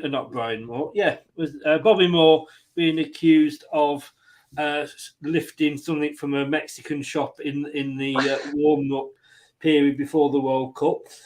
Probably better remembered for one of the best ever World Cup songs in Back Home. But Brazil, what a team. What a team. Brazil, 1970. Jairzinho, Falcao. You had Pele, Carlos Alberto. You had Tostao. This was the team, and they had the greatest World Cup goal of all time. 9 men, 12 passes, and a Carlos Alberto bullet. Dare I say more? No, you absolutely don't. I mean, the final, they beat Italy 4-1. They absolutely put. I'm sorry, I know you're a bit of Italy. Easiest game. It was men against boys. They were different. They were toying with that Italian side. Yeah, and they outplayed England, and they got revenge on Uruguay for 1950. I don't outplayed. I mean, it was a superb save from Gordon Banks. I tell you what, they still outplayed. You all know you're going to know the photograph I'm talking about, which to me sums up how football should be played, and that was Pele and Bobby Moore afterwards, who had, to be totally honest with you, an amazing battle in that game. Just at the end, swapping shirts, talking to each other, and you can see the admiration they had for each other. It was that, and I don't know if we mentioned this before. This was the team where, when you're watching it on telly, that the Brazil player had the ball, passed it what looked to be an open space with no Brazilian player there. Pele comes running onto it, off screen totally, gets it, does something fancy, and just puts it past the post. Was that the game? Yeah, the best dummy of all time. It was amazing. That should have been a goal. But I know. I mentioned it on the watch along. It's even better that he missed. And at 29 years old, Pele wins 3 World Cups, retired, done. Yes, yeah. I mean, I just got to say, I mean, Brazil. You've all gone for Brazil in one form or another. I thought it had to be Brazil at number 1. Sorry. It had to be Brazil at number 1. I think yes, yeah. I mean, for me, like I say, you everybody else is too young. You obviously watch it a lot on YouTube, like you say, and I just remember watching that final, and like I say, Italy. It was literally like a dog or a cat playing with a mouse. They could have got a lot more, couldn't they? Goals than 4 if they'd really wanted to. But Pele's header was fantastic. Yeah, it's Brazil 2010 for Craig and Doug, and it's Brazil 1970 for Reese, which I would have gone for had I been having a list. But then again, I would have also put England 1966 at second. So, there we go. Guys, that's it. No more World Cup. It's another 4 years. Well, we've got the women's in 2 years' time. We might actually win that. But Southgate's going to be there. I'm no doubt if we're still here, we will be there as well. Thank you so much for joining me. Craig, give everybody a shout out. Where can they find you? Yeah, no problem. So the channel is called Up the Cherries in All Departments, UTCIAD. We've got loads of content, loads of interviews on there. So do check us out on there. We're also on Twitter, Instagram, so all the socials as well, and Facebook as well now. Oh, you are getting very social. Yeah. You know, Doug, you've been great in this World Cup. Thank you so much. It's been been a pleasure. It feels like I'm sort of, we had a holiday romance and it's coming to an end. And I would hug you. I know you like your hugs, but you have helped each other get through this World Cup experience. And now we have to go back to our day jobs. But I'll see you in a couple of weeks because we're playing you in New Year's Eve anyway. But where can people find you? Oops, hang on a minute. I got the Scotsman, but I got the wrong one. I used to be good at this. Here we go. Well, may I just say, it's been an absolute football channel. Go on. May I just say, it's been an absolute pleasure to cover the World Cup. It's been a pleasure having you as my co-host as well, and it's been a pleasure to be your co-host on this channel as well. Hopefully, we'll do all the same again in 4 years' time. I'd absolutely love it as well. But yeah, it's the Dugout Football Channel on YouTube. I'm on Instagram at Douglas.Horn, and I'm also on Twitter at Ernrod_1992. Thank you very much. Brilliant. And can I just say, as somebody who is in his early 60s now, don't bank on me being there in 4 years. I would have a reserve just in case, because I might not make it. But Reese, you've helped out as well amazingly. Thank you so much as well. Always a pleasure having you on. I love you and Ash fighting out over the stats, and I think he's very brave taking you on. I'm the man. But again, where can you be found, sir? And he's frozen right at his big moment. We should leave him there. Has anybody...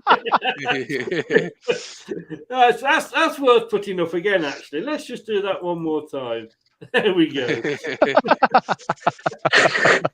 It's funny that your internet freezes, eh? But for people, he has frozen. But I think I still got it from, he's still there. I think I have it from earlier. Just bear with me.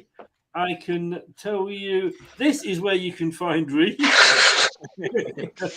doing his Suarez impersonations. There. Oh God, that's new. Yeah, is that Reece talking? Yeah, it's me talking. Well, read it out. I didn't know you were talking. That is, mate. That is. Now you're back. You're back. You had a Devil's right. Just that. I'm just saying. Just this. Yeah, Devil's Rising, YouTube and Twitter, and the weekly Armchair Sports Talk. And thanks for having me as always. It's a good pleasure. Brilliant. Always good to freeze at the last minute. Yes, it was. But that is going to get clipped. What timing just to freeze when it was your big moment. But yeah, you're having fun. You need to get that fire stick, sir. Thank you all very much. It is coming up to the midnight hour. I have problems with my balls at midnight, a bit like Cinderella. They all change, so I need to go. But guys, thank you so much. Craig, so glad your mother had a night off tonight. Thanks for having me, Chris. And sorry about the cough. And I midway through having to run and get some cola. Because thank you for adding the cola bit on the end there. Yeah, I don't get my channel shut down, I'm not Maradona. But yeah. Hopefully this horrible bug that's going around will bugger off before Christmas. Hopefully, fingers crossed for you. Thanks so much. And Reece and Doug, I will see you on Wednesday when we will be having, and Craig is going to be really, really happy that he's not in this. But Craig, thank you so much for posing for the picture. It's the Big Fat Football Flipback for Christmas quiz, Wednesday the 21st at 9 o'clock. I can see the likeness there. But I don't know what you're talking about. Look, you know, the guns. I'm not saying you haven't got muscles. You could have, but you know, Johnny Vegas in Santa there. But thanks, I'll see you two on Wednesday at 9. Craig, have a good one, mate. Congratulations Cheers, mate. on the takeover, and I will see you all soon. All the best, guys. Take care. See you later. Bye bye. There we go. I've got so many buttons, I don't know which ones to press. Right. Thank you so very, very much to all those three gentlemen. The links will be added soon. It is coming up to midnight. Great show to end it all off. And that is it. Those 4 weeks have gone quicker than anything. And of course, we always forget one of the highlights of the World Cup was beating Wales and sending them home. Wasn't that a shame? Travis, brilliant, mate. No problem. You are more than welcome, sir. Thank you very much. Be sure to go out and join. And yeah, brilliant. Just thanks, Craig. We're back to football. We're back to proper football, you could say, next week. It has been a great journey. Thanks to everybody that's done it with me. I did a long thank you on the show earlier, but I really do appreciate everybody's help, and I appreciate you all coming in into the chat and joining in. And thank you to anybody who was listening to us on the podcast. We are back on the podcast now. We can't put the watch-alongs on the podcast. It just wouldn't work, would it? But thank you so very, very much for joining us. Back 9 o'clock tomorrow for the prediction show. Brad, and of course, we will have Steve Linux back as well. Nate, thanks very much, mate. Take care, buddy. 9 o'clock tomorrow, we'll be back. Take care. It's this time next week. It'll be Christmas. Oh, happy Christmas, everybody. Thank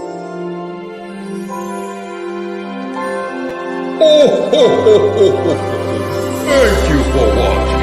Have a Merry Christmas and a Happy New Year.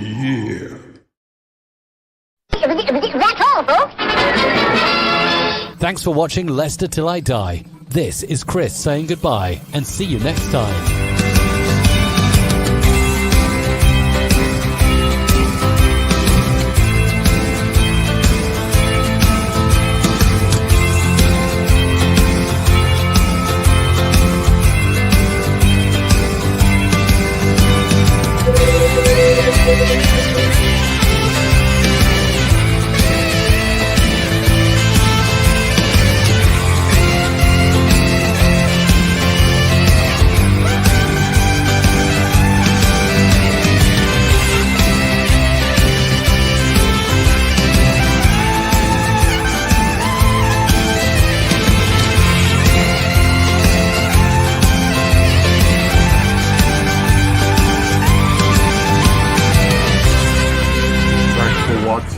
These videos are tremendous.